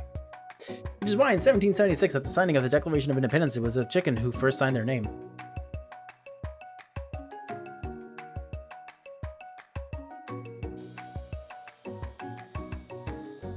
I don't think that's historically accurate. But you can't help but daydream about Colonel Sanders, and you miss most of the important parts. Okay. When you come to, Sprinkles is holding a tray of food in front of you. Well, Jay, naturally this appears to you to be a sample platter. Which item do you want to sample? A glass of water, a shimmering pepper, or a dog biscuit? I think I'm just gonna go for the glass of water. What do you guys think? Are you forced to fall in love with... Yeah, I think I am forced to fall in love with him. I was kind of hoping that I could fall in love with my bestie, but I think it's just the way that the story is written. I think I'm going to go with a glass of water. You grab a glass of water and gulp it down. It's cool and crisp. Crisp, like the purest snow melted by a mountain spring. Hey, that was mine. It was from my favorite toilet. You owe me $6. There is no way I'm paying him $6 for this. Toilet water is free. And you've got excellent taste. You think to yourself, geez, I should pay better attention. We all make mistakes. I'm sure he'll forgive you. Someday? Well, I'm only here for another day and a half. Come on, it's time for lunch. He gave me poo water? No. It wasn't poo water. It's just from the toilet. He didn't say anything about poo. It's toilet water. Before anyone can relax, the cafeteria lights dim. And your rivals enter to make a dramatic announcement. Today's lunch will be prepared via time competitive cook-off. The level of theatrics with these two is off the charts. Demand that they stop wasting everyone's time. Step up and tell them you're on. Oh, y'all's about to get served. A bit of lunchtime competition, eh?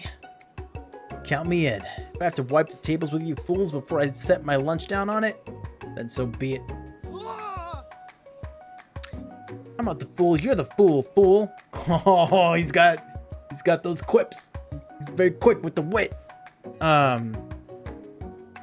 Good one, Van. I like your gumption, Jay. Thank you.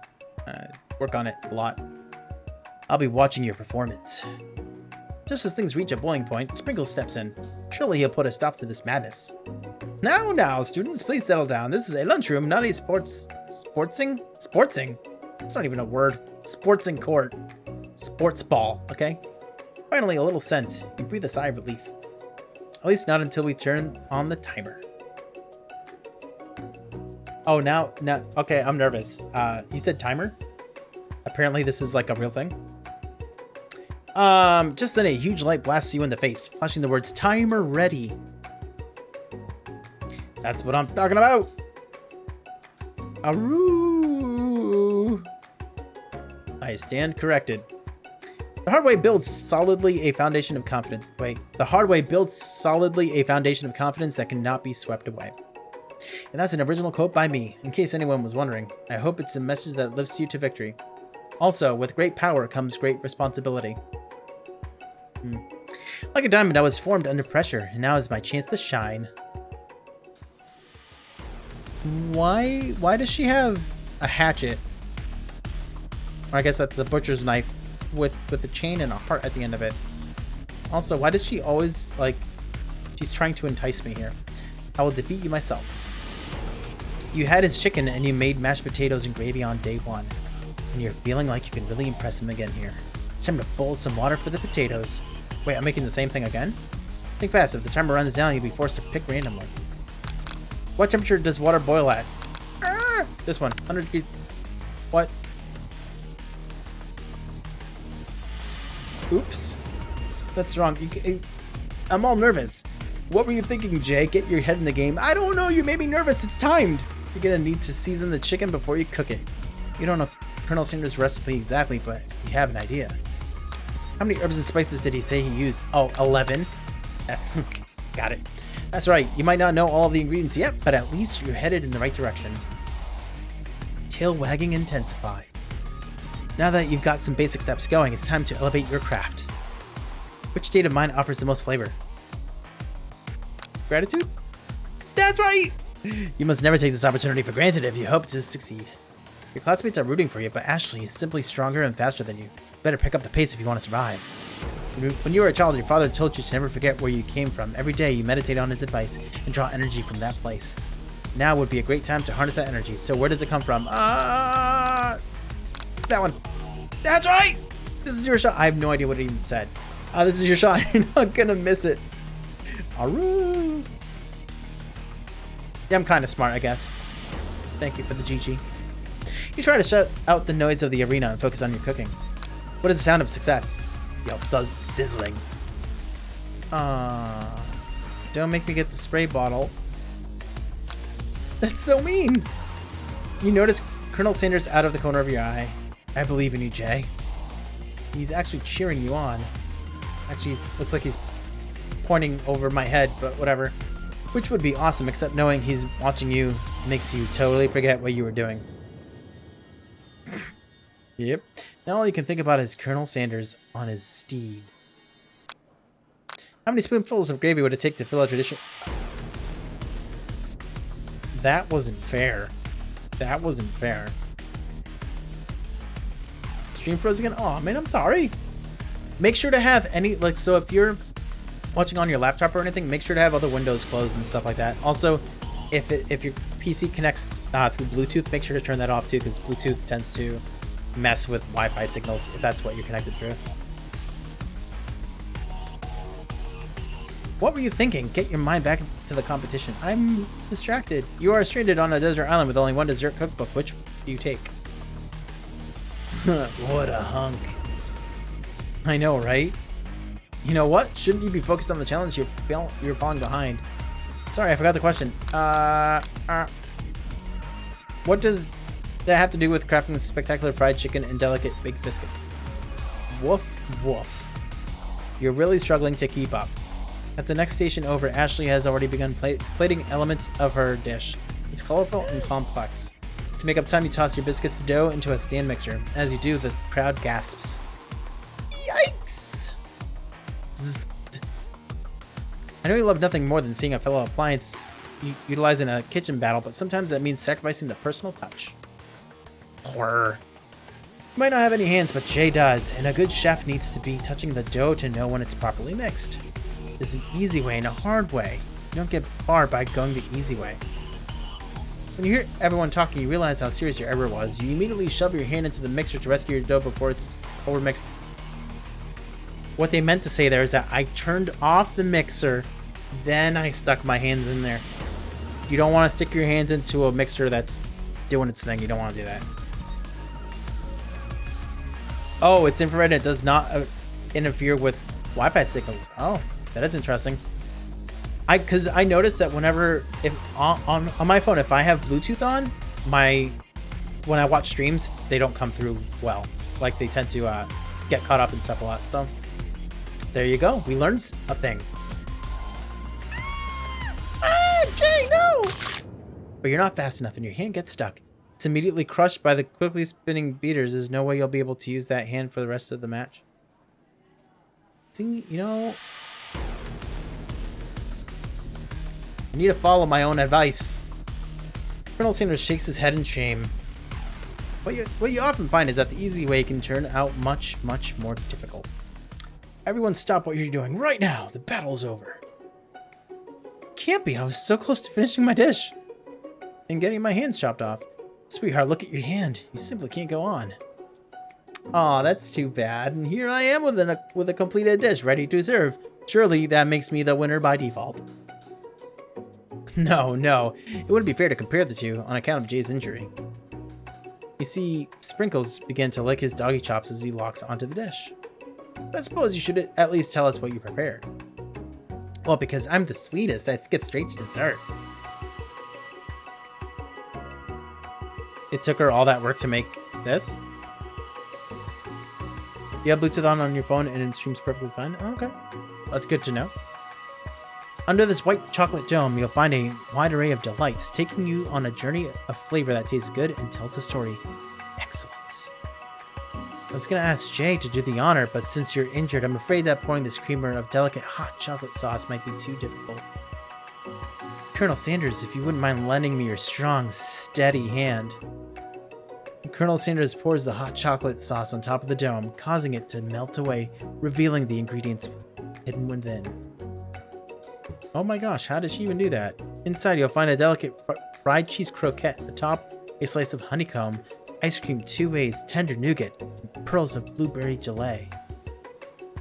Colonel Sanders seems intrigued, but perhaps not impressed as he dips his fingers in the chocolate sauce. Simplicity isn't your strong suit, is it, Ashley? Oh, you. As he places a sauce-covered finger into his lips, Ashley leans over and whispers something into his ear. A dab of sauce sticks to his mustache. Internalize the rage you feel? Put yourself between Colonel Sanders and Ashley.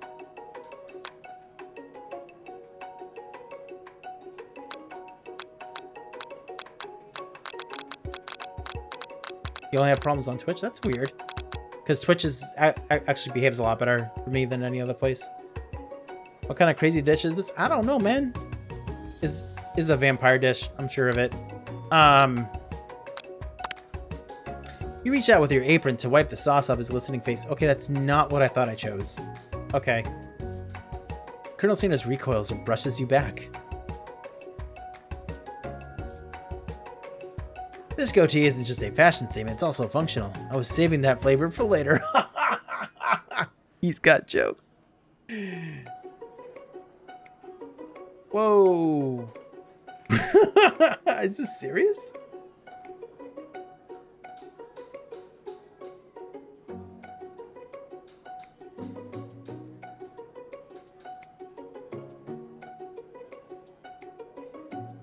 I didn't realize that.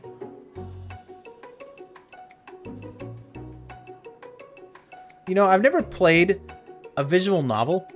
But I never realized you could die. That girl makes you think of a friend you had? Was she a vampire too? Try again? Some of them are really fun. I'm starting Danganronpa on Friday. I'm looking forward to that. Victory? I don't know if this is Victory. I'm gonna try again? This is... I don't know. Was that legit? I seriously failed? At a visual novel? Oh my goodness. No, he always tried to steal the guy that I liked away from me. Oh. You're confused? I'm confused. Oh, she okay. All right. I'm not gonna read it all again. You're on.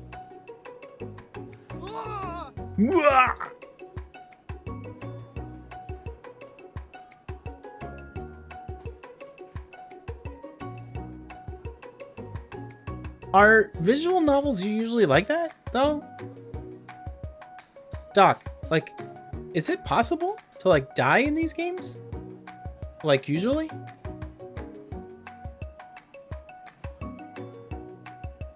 Oh, yes?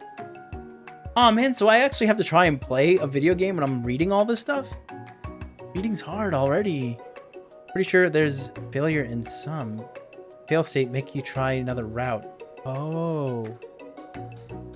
Oh. Well, here we go. Yo. That's right, but how would you have even gotten into this school without knowing that?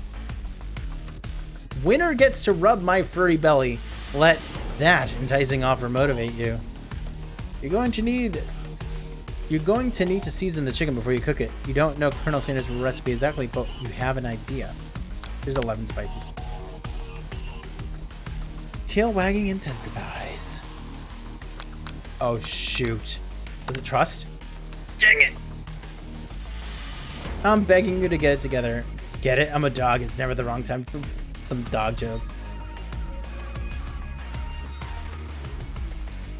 Was it gratitude? I think I tried gratitude last time and that wasn't it. Or was it right last time? I don't remember. That was like 5 minutes ago. Do they come out as comic books? I don't think so, but I'm honestly not sure. Next question. Your classmates are rooting for you, but Ashley is simply stronger and faster than you.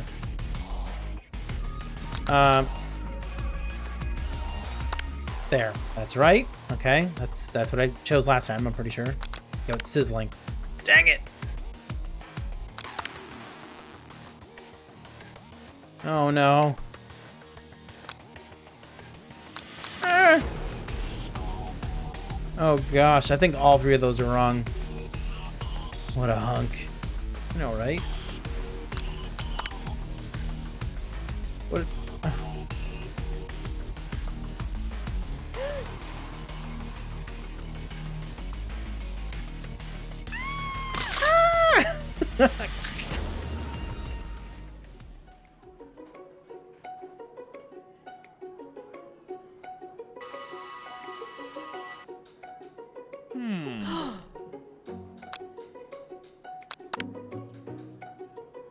Oops.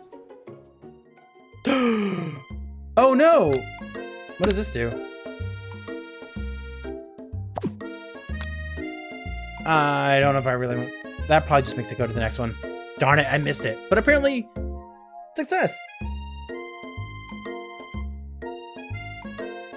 You think all comics are graphic novels, but not all graphic novels are comics.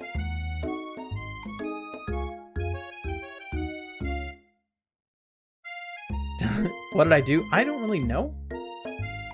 The beautiful weather feels like an insult. Inside of you, a storm rages. It's Colonel Sanders. He's probably here to tell you that he and Ashley are in love and have decided to get married. Oh, that's what happened, is that instead of getting in between them, I chose the other one, which was just to internalize the way I was feeling. We're good. And he won't even ask you to cater his wedding because you're a terrible chef and an awful person. You try to hide from him, but he approaches you directly. He already saw us. What's the point of hiding? I know you're hurting right now. Not just from the devastating loss, but from what run-in with the mixer and that small fire. We should get that checked out. I'm fine. Can't you just leave me alone? I'm a loser. I'm not fit to fill your fryer. I'll never be a master chef. Failure is a part of life. Not just for you, but for all of us. You think I've never failed at anything before?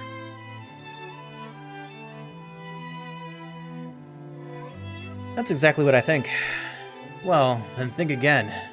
I wasn't always the man you see before you. Enrolled in culinary school, incredibly handsome, successful, motivated, holding up my arm like this for no apparent reason when you're actually right there in front of me and I should be looking you in the eyes when I talk to you.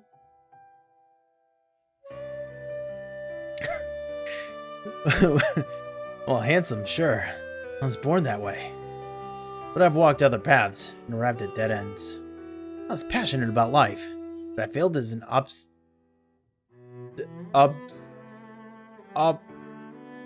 ostrich. I was passionate about justice, but I failed as a lawyer. I didn't know. You'll see my delicate ribbon tie and my well-kept beard and assume that I've got it all together, which is true now, but it hasn't always been. Sounds like this guy could really use a hug. I resolved then that I was going to amount to something. No amount of hours, labor, or money would deter me from giving the best I had to give. As Colonel Sanders changes focus, you can see something ignite inside of him. A burning passion. Dude's on fire. That's why he's red.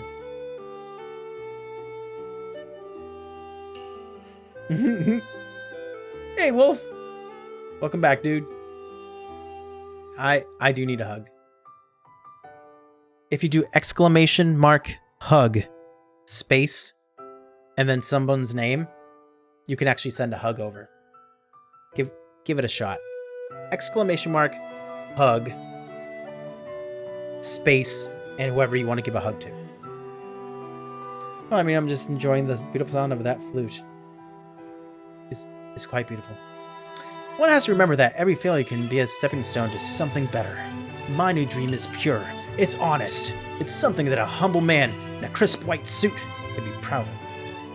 I will create a new chain of chicken restaurants that will bring joy to the entire world and make up for my past misdeeds. Yay! Just as your moment grows intimate, you're interrupted by a threatening, shadowy presence. Are you kidding me? Really? Again? Like, it didn't learn its lesson yesterday? Battle scarred from the night before, you prepare the worst. For the worst. It's the spoke monster. Oh, thank you for the hug. You see how that works? Ain't that neat? Thank you for the hugs, actually plural. Thank you. Billed as an ostrich? What? No. That's what he wanted to be. He wanted to be an ostrich. He can't be an ostrich. He's not an animal. He's one of the best chefs that has ever chefed in the world, universe even. And you know what? Too, you can do exclamation mark G V space someone's name, and you can send good vibes to them too. That should work. So, I mean, again, just a regular person enjoying the food music. Okay, enjoy all you want. All right. Fight the spork monster. I don't know why this is. Oh my gosh, its teeth are sporks. Gorko the spork monster is here to fight a hero. Is anyone else feeling a bit of deja vu? I'm sorry, Gorko. But I could have sworn we already battled you last night. That was Borko, my twin, and I, Gorko, am here to avenge them. Are you stronger than Borko? Well, we're twins, so... No, not really. We're pretty much exactly equal in every way. Why do you ask? Colonel Sanders smirks. He is already on the same page as you. It's just that we beat Borko pretty easily, so I don't think you have much of a chance. Not to mention, I feel really good about that. If I could take it back, I would. I think what Jay is saying is, can't we just be friends? Life's too short for making enemies. Why can't we be friends? Why can't we be friends? Hey, good job there, Mario. Back when the dragon has been defeated. Or, no way, it's been chainsawed. You found a stove robot? Oh my gosh, it actually does look like it. It's scary. Reaper, take care, man. Have a good night, dude. Thank you for coming by, man. Love this music. I suppose we really don't need a fight. It's just that I've got these pointy teeth and claws. All the better for enjoying tasty foods. Oh wait, that's Colonel Sanders. All the better for enjoying tasty foods. Surely you like to eat, don't we all? Of course I do. Inspiration strikes and you come up with a quick idea. Chomp on this. You toss a biscuit into Gorko's open mouth and he devours it in one gulp. Delicious. You're much nicer than the evil students who once upon a time turned me into this creature who stands here today. I don't believe it. You were human once? Well, no, I was a chihuahua, but I was still a student at the school until one day some mean kids with a magic spellbook cast a dark enchantment on me and I was forever transformed. Magic spellbook? Precisely. Borko used to have a copy, but somewhere along the way I've lost it. If you can find such a book, I beg of you, respect it. You're a powerful chef and shouldn't rely on such dark and evil magic. No, you should be protecting the innocent from those who would cheat them through sorcery and guile. If you need me, don't fear, I will be there. Yo, he's joined our party. You're learning the switch axe? Ooh, feels pretty good. Nice. It sounds like there are some bad cooks in the kitchen of life. Jay, together I am sure we can defeat them. Come back to my hideaway and we can discuss. Personal invite? Can't imagine what Colonel Sanders' home must be like, but it sounds like you're about to find out. Stepping inside Sanders... How does he have a nice house like this when he's like in school to become a chef? Somehow he can afford this house? Looks like he lives on a bayou too. Like, that's a little scary. Stepping inside Sanders' home, surrounded by his things, you start to feel a special bond with him. Looks like Ron Burgundy's house. It looks like you have such an exciting life, Colonel Sanders. Every day can be an adventure. You approach it with the right attitude. Long ago, I made the decision to never stop searching, never stop working, never stop imagining. Have you been working on any new recipes of your own lately? I'm always excited to talk about food with another ambitious chef. Sounds an axe full of fun. Join your D&D group? Who, me? I don't have a D&D group. Well, there is something. It's just a side dish that I've been tinkering with, trying to find the right balance of flavors and textures. I'm not sure I've nailed it yet, but I'm close. Colonel Sanders' eyes perk up as he starts to wonder what dish you might be describing. It's meant to pair with something spicy, something crispy. Both, perhaps? Now you got him right where you want him. Should you reveal your new creation to him or keep it a secret just for you?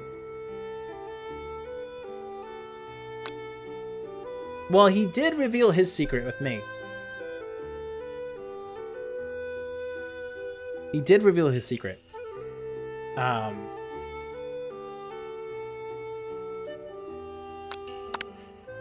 You decide that you're as ready as you'll ever be to share your original cooking with Colonel Sanders.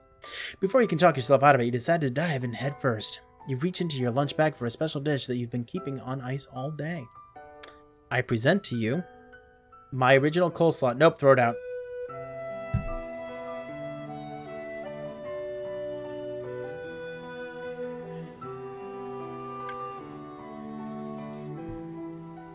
This character is nothing like me. Like, not even a little bit. Coleslaw? I'd never eat coleslaw. Never. The Colonel. Good eats and the food looks good on the... Yeah, I think I've seen that show. I don't like coleslaw. I do not like coleslaw. It might be moldy. I don't know. I don't want to touch it. Oh man, I've had it in my bag all day. The shredded cabbage just glistens in the light of Colonel Sanders' deluxe hideaway. Is he gonna steal the recipe from me? Magnificent.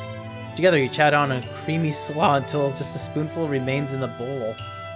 Do you mind if I hold on to the last bite? I'd like to have it around so that I can admire its taste later and think back on this moment. He's trying to steal my recipe. You could offer to make him more, but he seems like a very sentimental kind of guy. Sure, why not? Please make yourself comfortable. I'll be back in just a moment. You realize that now would be the perfect time to do some snooping. Nope. That's a bad idea. Around the room are various items that you can look closer at. Each item seems to radiate memories and emotions. Tap on an item to discover more about the Colonel. Wait a second. By the way, it just said tap. Guess where this game is going to be released? On mobile! It's definitely happening. What's this? This must be where he keeps the secret recipe. You think for a moment, what number is important to Colonel Sanders? Then it dawns on you. As soon as you turn the dial to 111111, safe opens. Inside it, you find a single note. Can chicken be prepared sashimi style?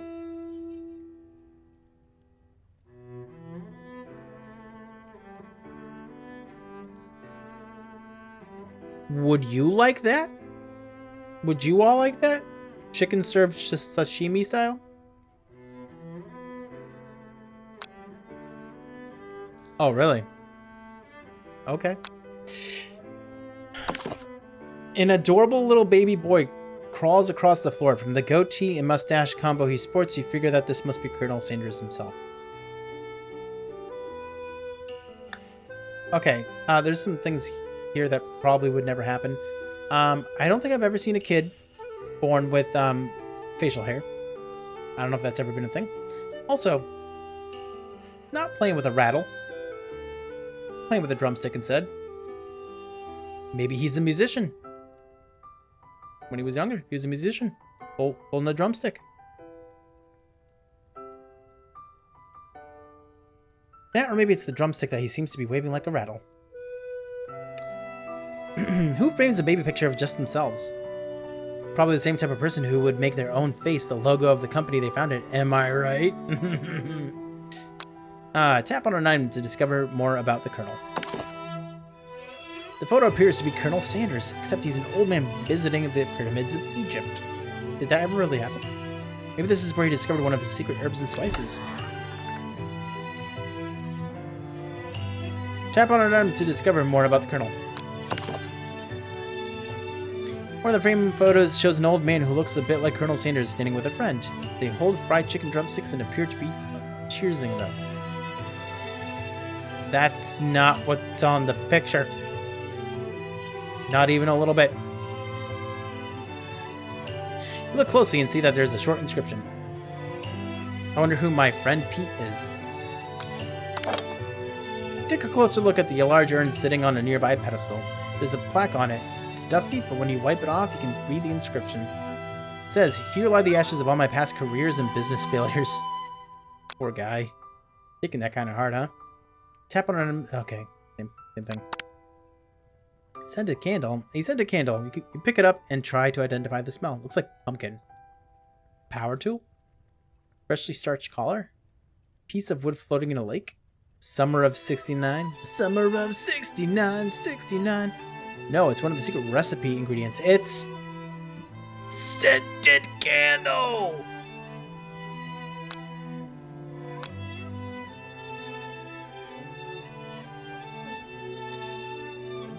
You eat cold chicken? Is that what that is? Nah. A lock of silver hair is woven through the teeth of the comb. Upon further inspection, you realize that the hair therein isn't just silvery in color, it's actually made of spun silver. Okay. Whoa. You notice a very realistic stuffed chicken sitting on a corner table. When you pick it up, you realize it isn't just realistic, it's real! Taxidermy must have been important to Colonel Sanders when it was alive. A little note clipped to the chicken's foot reads, "The true state bird of the great state of Kentucky." Okay. You gaze out the window across the vast lake and mountain range beyond. Objection! Just then, the ghost of Student pops up. Are you thinking about heading out into the world on a quest to avenge my death? Wait, what? I've never learned your name. Why would I avenge you? I could just tell you my name right now. It's... Can't you see him in the middle of something? You open the window a crack and the ghost of Student is swept out with a breeze. Goodbye, Ruby Tuesday. The cake is a lie? Is it now? You open the door to Colonel Sanders' closet and find a row of his signature white suits hanging within. You take one off its hanger and try it on. Jacket is a bit big for you, but it's soft and comfortable. Give yourself a deep hug, breathing in its scent. They say that home is where the heart is. Is this what they meant? Before you can look any further, you hear Colonel Sanders returning. He has a new dish that he has been working on, and he wants you to taste it. You try to act casual. That's me. Until he asks you why you're wearing his jacket. Aww. I don't usually loan those out, but I must say, it does look good on you. Oh crap, the jacket! You forgot to take it off. You decide that now is your moment and make a big move. You tell him you're cold. You fess up and tell the truth. You confess. I think I've developed feelings for you. That wasn't... I was just gonna admit that I took it out of your closet. Might be developing feelings for you too, but I'm concerned. I can't let anything get in the way of my dreams. Overwhelmed, you take off the jacket and run for the door. The thought of leaving Colonel in the midst of such an emotional breakthrough gives you pause. You stop yourself. Colonel? Yes, Jerry? I honestly think this may be the beginning of something wonderful. I think you're right. We should take things slow. You talk late into the night and drift off into a slumber. Dream sequence!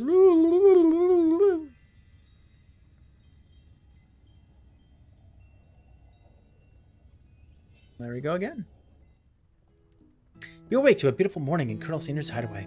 Did you make the right decision on how to respond to Colonel Sanders? Only time will truly tell. Wait. Oh my gosh, I'm still in his house. Today is a day that could change the rest of your life. Think about the new secret ingredient you just learned about. Scented candles. In some jurisdictions, scented candles isn't even illegal. Isn't even legal.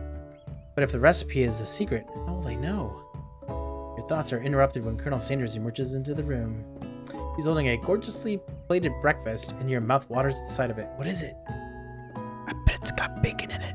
Here's a simple breakfast I just whipped up. It's meticulous. Yo, it's fried chicken and biscuits for breakfast? You taste Colonel Sanders' food and it takes you on a journey. When you return, he's waiting to ask you an important question. So would you say that they were the perfect match? How presumptuous. My cuisine and your taste buds, that is. Such confidence, such grace. Could he be the world's greatest gift to cookery? Let's take him down a peg. It's good, but my mom made better. Colonel Sanders' expression grows serious. Did your little jab land too hard? Colonel, I know what you're gonna say. I need to be better if I'm gonna leave my mark out in this world. A single tear begins to pool in the corner of his eye as he gazes out the window. I just crushed this man. With the right business partner, I know I can't fail. Business partner? Could he be talking to you? It's all happening so quickly. Overcome with emotion and confused by your feelings, you're on the verge of tears. Unable to speak, the only answer you can find is to run out the door and get home. Still one more day of school after all. The University of Cooking School Academy for Learning waits for no one. You get home to find something very surprising. Your best friend is there waiting for you. I have hearts on my window. Where have you been? Because I had one heck of a night. I've been desperate to talk to you about it, but I couldn't find you. I got worried that something had happened to you. It's okay, I was just... But now that it turns out you're fine, I can finally get you up to speed on the saga of Miriam. Sure, but You will not believe what happened to me after school yesterday. I went on a date. I think I can believe that. Since I'd been partnered up with Clank, he asked me to go out with him. Of course I told him you better keep your dials turned to polite and respectful. I'm not that kind of girl. But he was just interested in spending some one-on-one time together and getting to know me, so I said, yeah, sure. I can get to know that little metallic guy. Long story short, he took me skydiving with his friends, but things quickly spiraled out of a skydiving robot shaped like a stove? What could go wrong? Did she just say skydiving? Skydiving as if it's a typical first date to go on with a talking pressure cooker? And now I'm not really sure where we stand. You don't give me any time to tell her whole story. However, bottling up the details of your own night is just too much to bear. And I went on a date too, back to Colonel Senior's house, where I spent the night with him. You what? Nothing happened, but the emotional connection, wowzers. Miriam offers to support you no matter what you do. Robot. Together with your bestie, you feel like you can do anything. When you arrive at school, you encounter your rivals in the quad. Of course we do. You can tell from a distance as they're picking on Pop, though he himself might not quite grasp that fact. Because, you know, he's Pop. What's a swirly? It sounds delicious. Oh, it's great. I'll order you one up right away. I'll have my swirly with sprinkles, please. Sprinkles is a dog and a treat. Aww. You can get your swirly dip too. Why don't you pick on someone your own size? Because I'm literally the biggest person at the school? There's that horse that Colonel Sanders rides to school, but who would dare pick on such a gentle and beautiful creature? You got some nerve, Jay, suggesting I pick on a defenseless horse. Now you're twisting my words and I won't have it. You clench your fist, but the injury from yesterday's mixer accident makes you wince with pain. Doesn't look like you can go on cooking like that. Might as well just give up.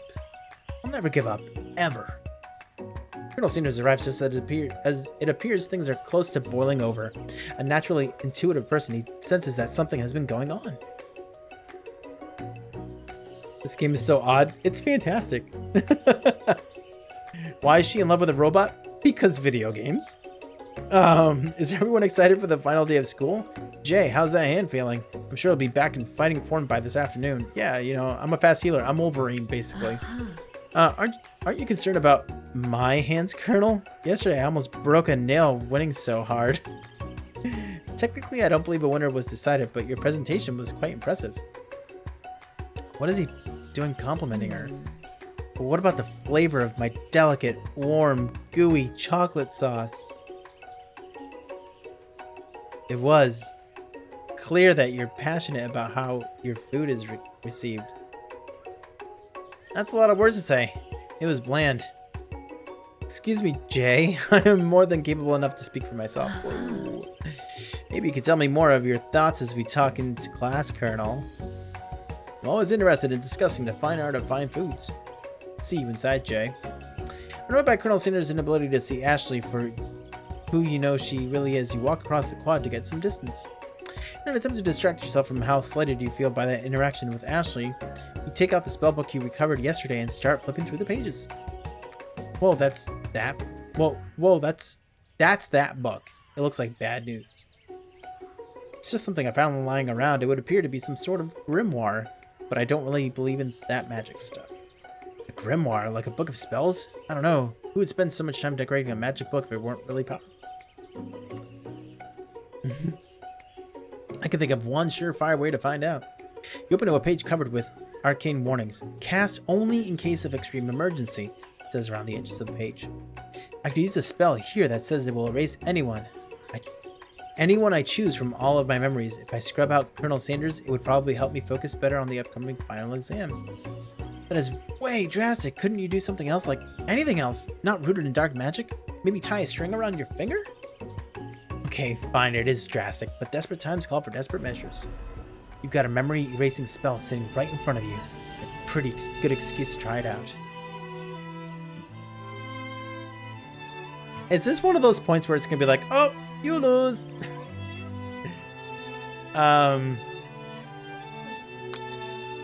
We're gonna cast the forbidden spell. begin to recite the spell, but you stumble on the words, and the only effect it seems to have is to make you forget what it is you were doing. There's no spell that is needed, because I forget what I'm doing all the time. Alright, after looking at the page again, it comes rushing back to you.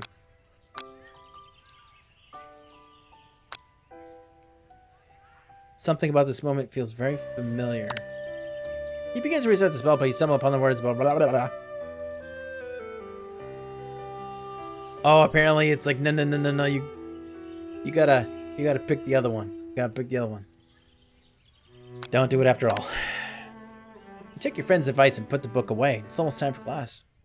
Sprinkles is already in the room, waiting for the students to arrive. He uses his voice to make a quick announcement. I want you all to know I feel something of a dog moment coming on, but I assure you it's nothing to be afraid of. His cute little nose scrunches up and he begins to breathe quickly. He must be hungry. Reach for some old homework to give him as a snack. Dogs can be rather unpredictable, especially Sprinkles. Wait to see what happens. Yep. Sprinkles stops in his tracks. He focuses in on the window. The room is deadly silent. When you follow his gaze, you see a tiny orange squirrel perched on the cherry tree outside. Objection! Excuse me. Sprinkles turns feral and runs to the window of the classroom. He begins barking uncontrollably at the squirrel outside. Yo, he's fast. You can tell because of the lines. Terrence, I told you never to come back here, Terrence. I will destroy you, Terrence. Sprinkles is barking ferociously, drool flying off his face. Squirrel looks over, but he doesn't say anything back. You wonder, is that even a talking squirrel? I named him Terrence. You better not show your chubby cheeks around here ever again. After Sprinkles is satisfied with that his presence has been felt by not only Terrence, but any other squirrel in the hearing distance, he returns to his professional tone. I apologize for the outburst. This actually brings up an important point. Thank you, Jay, for reminding me to dole out this indispensable bit of wisdom. You see... But before he can go any further, Miriam's love drama spills over into the class. Oh my goodness. Sprinkles is interrupted by words and sparks coming from the back of the room. Whoa! What's going on back there? I told you, save it for after class.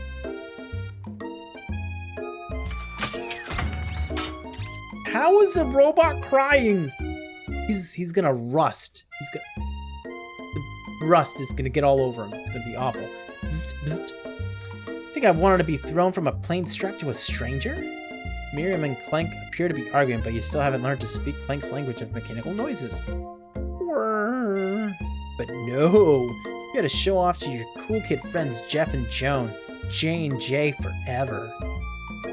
Watch us form a triangle in midair as we descend. Triangles are the strongest shape, don't you know? Could be a dishwasher. Yeah, it does part-time. Both jobs.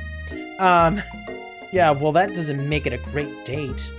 You can take Jeff and Joan with you. You can all hold hands as you pedal down the mountain or off a cliff for all I care. Sad beep. Hank begins to shudder. Steam pours out of the gaps in his panels, and then a loud ding stops him in his tracks.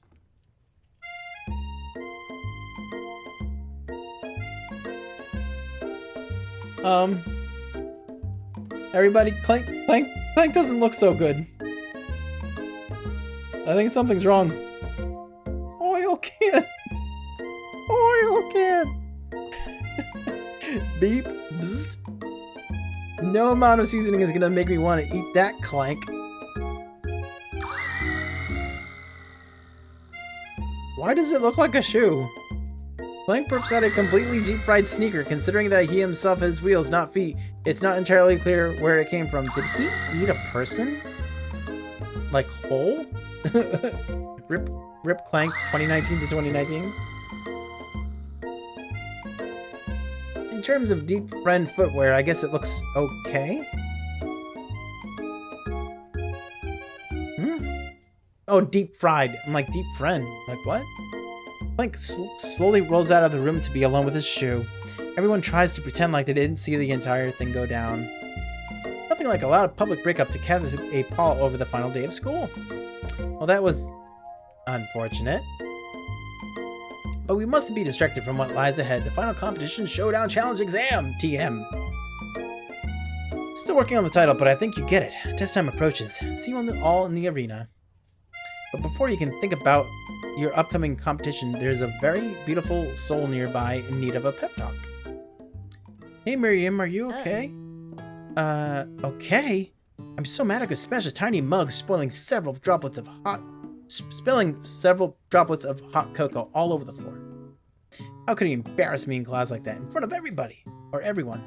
Your tiny cocoa is a delicious treasure, so you know that this breakup is no joke, even if the source of her frustration is such a silly boy. I know that you know this, but I'm gonna say it out loud. You don't need anyone. Me and you, we're gonna cruise through this final test and hit that carpool lane to Success City. Miriam brightens up, imagining the wind rushing through her short bangs, but she hesitates to embrace the feeling all the way. You're not gonna saddle up on Colonel Sanders' stallion and ride off into the sunset without me? Of course not. Well, maybe so, but I'm sure there's a pony out there with your name on it and a ranch big enough for both of us and whoever else we want to bring along. If it's not Pop or Clank or anyone else you meet today, tomorrow, or this whole year, so what? You're a special person who shouldn't settle for the first someone to show a little interest anyhow. Miriam gives you a big hug and wipes the tears from her cheeks. I should really review my menu for today. I'm gonna make a very special soup. I made a soup tonight too. And I bet that Professor Dog is gonna love it up. While you were pep talking Miriam, you completely missed lunch, but that's okay because you had a better idea of how to spend the time before your exam. You decided to head to the arena early to practice a dish. This is it, the location of your final challenge, a test of will, a test of courage, a test of talent. Yeah, I'd rather go with my bestie. I think I'd rather go with her. And a chance to beat the pants off of Van, the supposed man, and his evil counterpart, Ashley. I said eviler. As planned, you begin to run through a quick test of a recipe you've been working on. Jay's famous chicken pot pie. Oh, that sounds so good. After practicing for months, making this dish comes second nature to you, and you're able to quickly get a fresh pot pie in the oven. But as soon as you do, your cram session is interrupted by Colonel Sanders. Jay, what are you doing here? There's still time before the final exam. Oh, just taking it all in. I'm big into visualizing success. I'm looking at my station and picturing victory. Pot pie has begun to bake and the smell is slowly filling the space around you. Visualizing, huh? That's too bad. I was hoping you were here cooking something delicious. You usually happily share your food with anyone who is hungry, but the last time you let Colonel Sanders get into your head, it cost you a cook-off. You decided it's time to put your cooking above your romantic desires, but that decision gets hard to stick to when the oven timer goes off behind you. Ignore it like there was no sound at all. Fess up about your practice dish. Time to fess up. Okay, you got me. Doing a little bit more than visualizing. I know, my nose can smell a pot pie from 400 yards. That's quite the skill. That's an oddly specific distance, but you'd expect nothing less from such an oddly specific man. You knew it was a pot pie just from the smell? Not just a pot pie, but a chicken pot pie with an all-butter crust. And my nose is telling me something else. Oh, is it burning? No. I can smell that it was made with a heaping helping of TLC. That's tender loving care for anyone who doesn't know. But it'll probably start burning any second if you don't pull it out. The moment of truth. Oh, it looks delicious. Wow. It's the best pot pie I've ever tasted. I've always loved country cooking. I could eat this all day. There's no time left. The final showdown is about to begin. Sprinkles lays down the ground rules. There are no rules, that is, except to cook with everything you've got. You step up for the cook-off of a lifetime. You decide that mac and cheese plus the pot pie you've been practicing are just the dishes that'll push you over the edge to victory. Meanwhile, both Van and Ashley are prepping wildly elaborate dishes for their usual over-the-top selves. Miriam has her giant magnifying glass and several sets of tweezers. She's definitely prepared to go big, going small. Colonel Sanders seems to be harnessing his 11 herbs and spices, but he's trying to find a way to improve on something perfect. His original recipe, registered trademark, fried chicken. The intensity in the room starts at a full 10 out of 10 with a frenzy of action. Everyone is calling out really cool, special-looking moves as they prepare their food. Wow, this is getting serious. Colonel Sanders batters his chicken as it levitates through the air. Woo! Egg wash. Miriam furiously injects ingredients into an itty-bitty pot of broth. Best friend, Baster Blaster. Baster Blaster. Baster Blaster. You don't like pot pie? Oh, I love pot pie. We had chicken pot pie a couple weeks ago. It's delicious. Van flexes his pectorals as he chops open a sea urchin. Let's rock and roid. What's that supposed to mean? Is he putting steroids in the food? You stop that. Ashley scoops her pastries off the tray with lightning speed. Shallow personality spatula. Even Clank gets into it. 5-dial pressure point chicken cooking tech. Wait, hold on. We can finally understand what he's saying. Wait, when did Clank learn to speak English? Yeah, that's what I was just thinking. You love the crust on pot pie? Oh yeah, the one that we had was like nice and like it was like a biscuity, it was like kind of sweet. It was yummy. You never had pot pie? It's good. Good stuff. It's the singularity, as was foretold. We mustn't let it happen, or the appliance uprising will take us all. Self-destruct. Van quickly unplugs Clank and rolls him out of the back door of the arena. As you frantically prepare your dish, you notice Ashley has her spell book out. Is she going to use some dark magic to turn the tide? You've got a book of your own, and you're desperate not to see her win another battle. Should you take this opportunity to fight magic with magic, even if it's almost certainly evil magic? No. We're going to do it the hard way. That's what Colonel Sanders says to do.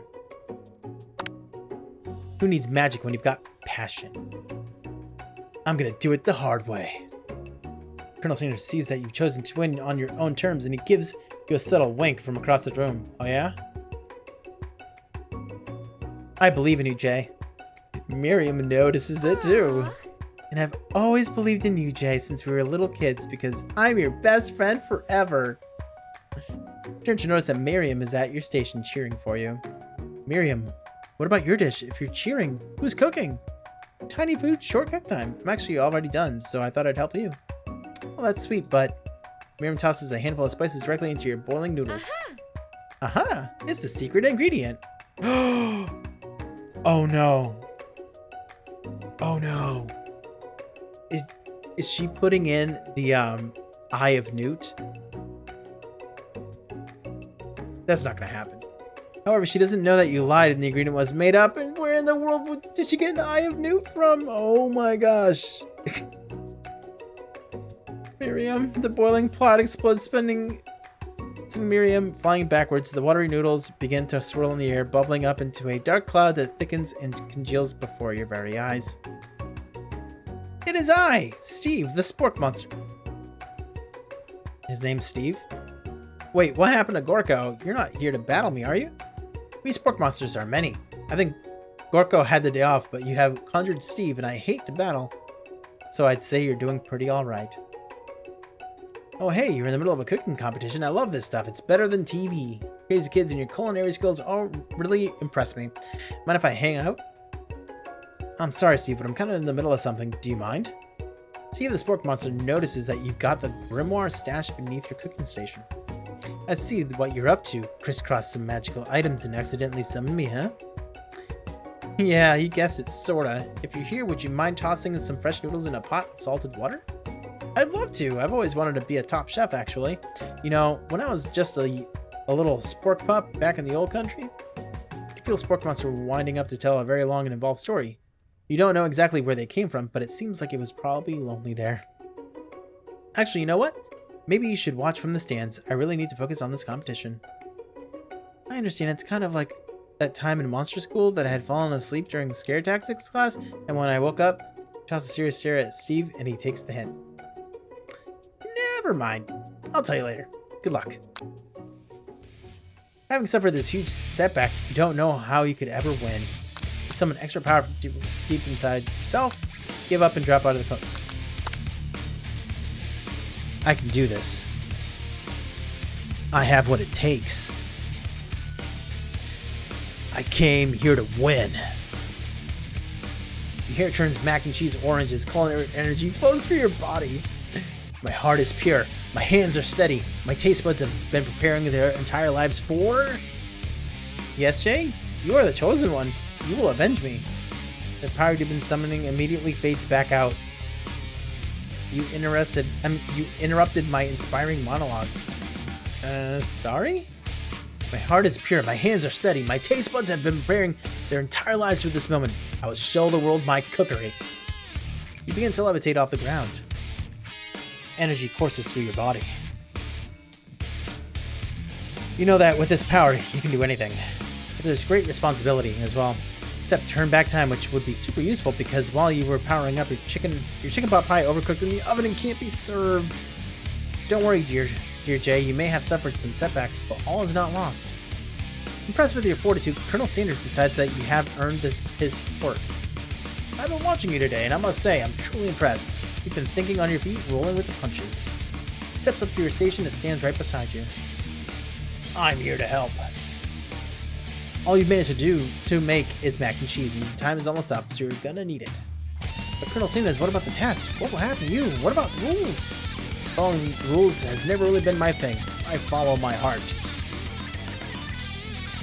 Super Saiyan. Sounds like it. We do need Sharon. If I could turn back then. What a guy. Colonel Sanders unfolds a delicate white towel to reveal the most delicious fried chicken tenders you've ever laid your eyes on. And besides, sometimes unexpected combinations can have surprising effects that surpass their individual efforts. Are you suggesting if we combine forces, we can form the perfect food union? Time's up, students. With time expired, it's the moment everyone has been waiting for. It's now prepared to present your dishes. A handful of students stand tall, but the class seems incomplete. It seems we're missing some students. Pop? Mike? From off screen, you hear a pure and innocent giggle that can only come from one student. I'm flying! Sounds like it's coming from that broom closet over there. Miriam, would you mind? Inside of the closet, you see Pop hanging on a broom hook by the elastic of his underpants. Pop can tell from there right now. Let me guess, did Fan have something to do with this? When someone asks for a wedgie, who am I to refuse? I thought a wedgie was a salad. It looks like Pop is eliminated from the challenge, seeing how he didn't cook anything. It wasn't really his fault, though. I can't feel my legs. May I be excused? Sure. You kids and your pranks, I must say, it's not the worst prank in UCSAL history, but it's not exactly yearbook material. Wait a second. Pranks? Pranks? Clank? Where did that pressure cooker roll off to? You wait to hear a signature word, beep, or other onomatopoeia, but there's none. Somehow he must have gotten unplugged, I guess. We'll have to figure that out later. That leaves only 4 remaining students. Please collect your final projects. Yes, it has been a long semester. Wow, 3 whole days long. But after days of hard work, the time has come for me to eat. Miriam, please step forward. Also, there was a typo back there. It said as instead of has. Threw me off. Now describe your dish. I've made tender udon noodles in savory soup.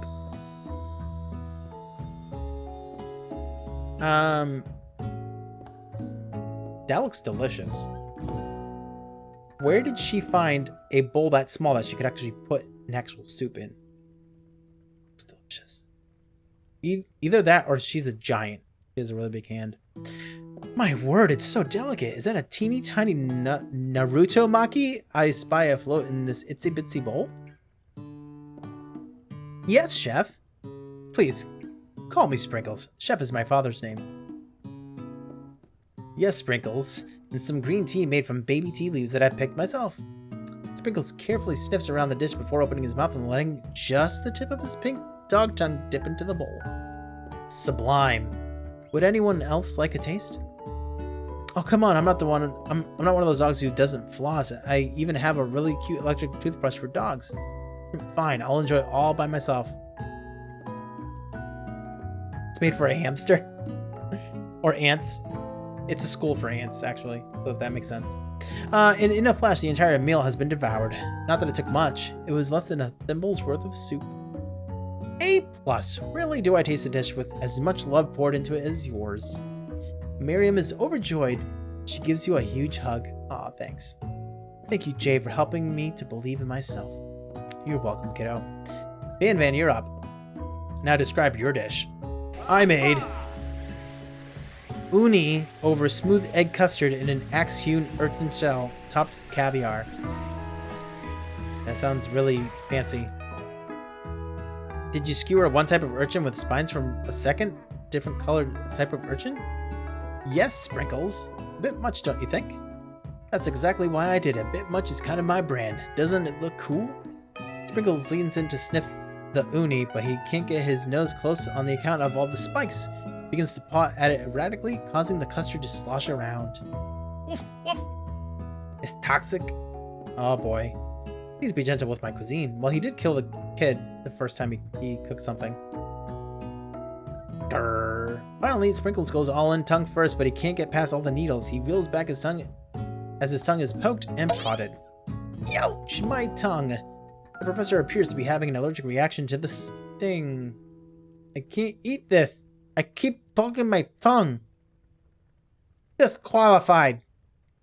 Sudden turn of events. Who would have thought that serving food in a bowl made of needles could make it difficult to eat?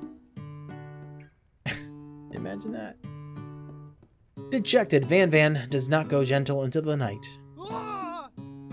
Disqualified for glamour?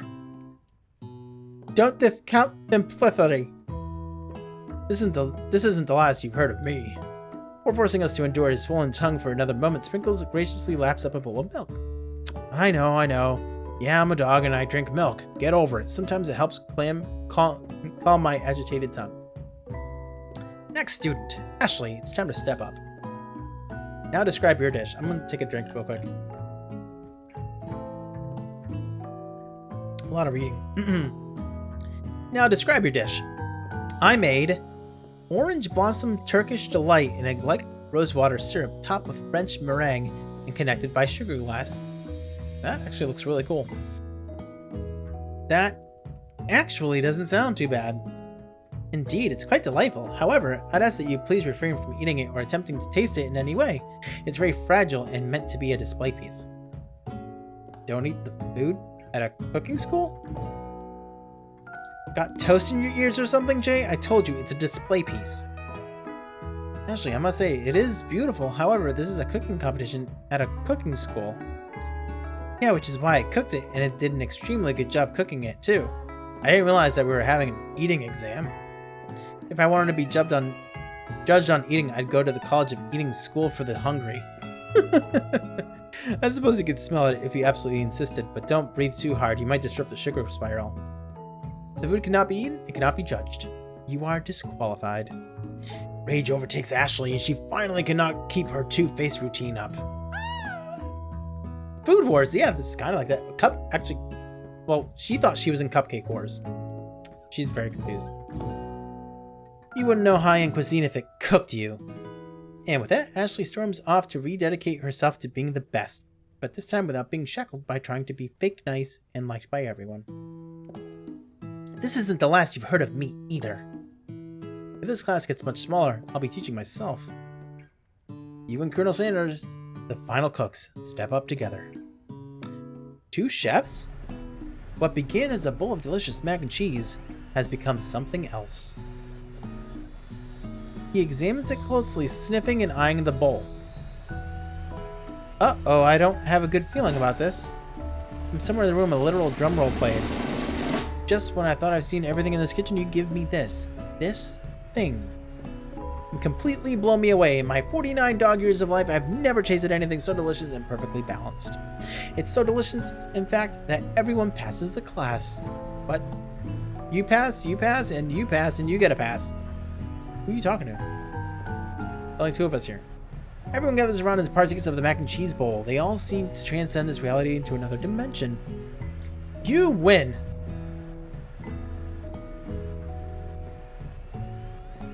Together, you and Colonel Sanders have made a new menu item. New menu item is so impressive, even the Van and Ashley are drawn back in by its magical fragrance. Or magnetic. When they gaze upon your mac and cheese bowl, they admit that you are indeed an excellent chef. They're crying about it. They love me so much. Sprinkles declares that you have passed. Everyone has passed. There were supposed to be more battles, but come on. How could they be better than this one? Now that the school year is complete and everyone has graduated, the students return for one last assignment to get their groove on. The cafeteria has been completely redecorated in order to serve as the site of the school's graduation dance. Thank you for the hug. Compared to the massive high-tech cooking arena, the humble decor seems downright cute and cozy. DJ Dog is in the house. Auru. You know that Sprinkles was a master chef, but also a world-renowned turntablist? Who says you can't teach an old dog new tricks? Van and Ashley tell everyone that they've committed themselves to righting the wrongs they did while they were the villains. Okay, by not wearing much? For a moment, you actually believe them. Not another haunting. No ghosts allowed at graduation. It's clearly written in the school's bylaws. It's never actually a ghost. It was all a trick to get you to finally notice me. Oh. Amusing. Hey, now that everyone is together, it's the Spork Monster. He has totally mellowed out. Everyone, the Spork Monster is no more. From here out, I prefer that everyone refer to me by my new name, Party Monster. Student tries to finish what he had to say, but everyone is too wrapped up talking to Spork. Sorry, Party Monster.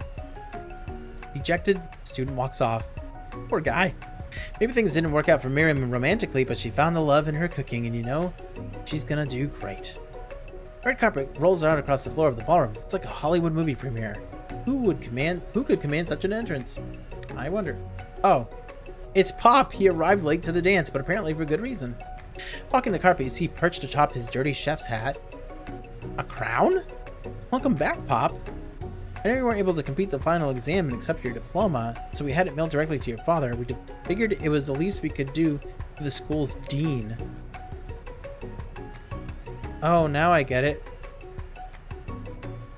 And we get a new wing of this on the school, not to mention the honor of educating the son of the chancellor of such and such.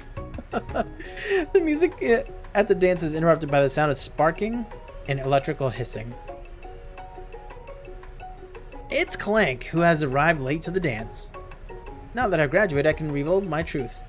Boy, he's still doing the talking thing. I'm Clank, and I am not of this earth. I'm actually from a faraway planet in another dimension. What? What? Nani? I actually feel like I knew it this whole time. Now that I have learned the ways of your kind, I must return. Miriam, will you come with me? I don't know what to say. Besides, no, obviously.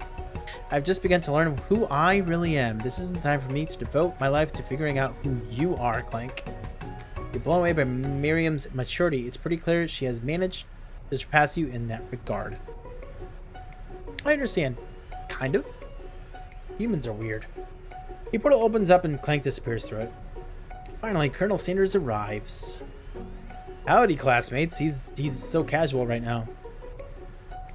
Just like the first day you met him, he has come prepared to feed the entire class. However, it's not enough to just give them a bucket of chicken. This time, it's a full meal. Look at that. I didn't get to be the most famous chicken man in the history of chicken and man by not reminding people to go out and buy my chicken. The end? No, it's not the end. That was weird. As everyone feasts on their delicious chicken dinner, Colonel Sanders finds you sitting at the edge of the dance floor.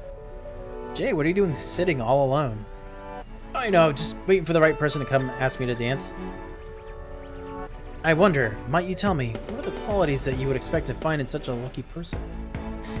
Off the top of my head, I don't know. Spicy musk, a tidy goatee, and a degree from the University of Cooking School Academy for Learning, just to name a few. It truly is my lucky day. Would you dance with me? Yes, I would love to. As you glide across the dance floor, hand in hand with Colonel Sanders, the future stretches out in front of you. And once my 100th franchise is up and running, I'll be ready to take a day off. I'll be so glad to spend it together with you, Jay.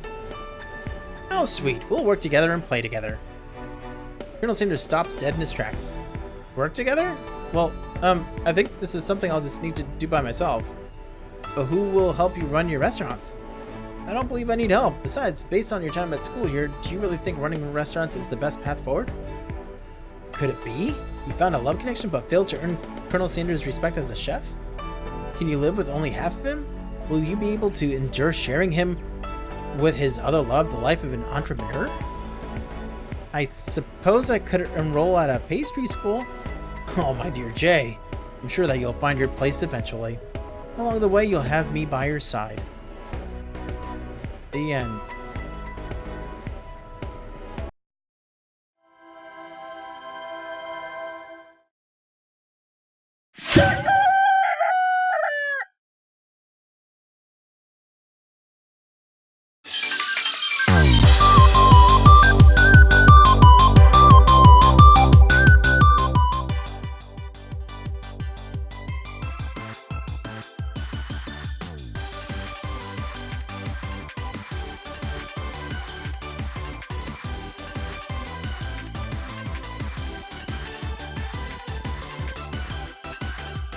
I don't know how I feel about that ending.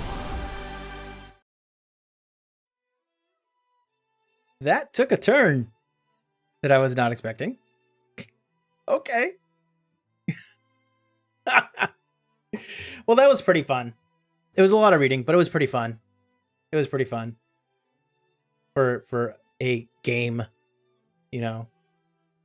But all right, guys, it is 10 minutes of 11. So I actually have to wrap things up. But this has been awesome. So I think that this was a successful test stream here on Twitch on our return back to our roots here. This has been a lot of fun. I'm so glad so many of you showed up and hung out. It was awesome. It's so great to be able to hang out with you guys here. Yeah. But that's gonna wrap it up for me. I will be back on Friday, same time as per the usual, 8 p.m. Eastern time. I will not be streaming on Monday though. That stream for Monday is gonna have to be moved to either Sunday or Tuesday or something. Because I do have to work late on Monday. I got tagged to do some extra off hours work, so I have to do that. The scare quotes? No, it's scarecrow. But yeah. So, but I will definitely see you all on Friday when we're gonna start Danganronpa, which I've never played. And I've only ever watched a tiny little bit, so I don't really know exactly what's going on, but I believe it's a lot like this. I don't know if it's voice acted or not, so I might have to be reading stuff again. So I'll make sure to have my water and probably tea next time, because my throat's getting a little little sore. But never heard of it? Oh, it's gonna be awesome. It's gonna be awesome. If you thought this was strange, prepare yourself. Scare quotes are air quotes, really? Scary. All right, guys, but that's gonna wrap it up for me. If anyone out there is new to the channel, want to be informed of when I stream, again, make sure to hit that follow button. I stream on Mondays, Wednesdays, and Fridays, starting at 8 p.m. Eastern time. We go until about 10 or 11. I also do bonus streams as well, so that's another good reason to follow the channel. And those also get announced on my Twitter and in my Discord. If you do exclamation mark Discord, it'll actually give you the link to the Discord if you'd like to join us, where we hang out when the stream is not live. Yeah, so this has been a lot of fun. I'm so glad that we're back here on Twitch, and like I said, it's so cool to be able to hang out with you guys here. But that's gonna wrap it up for me, guys. You might start streaming. All right, Alex.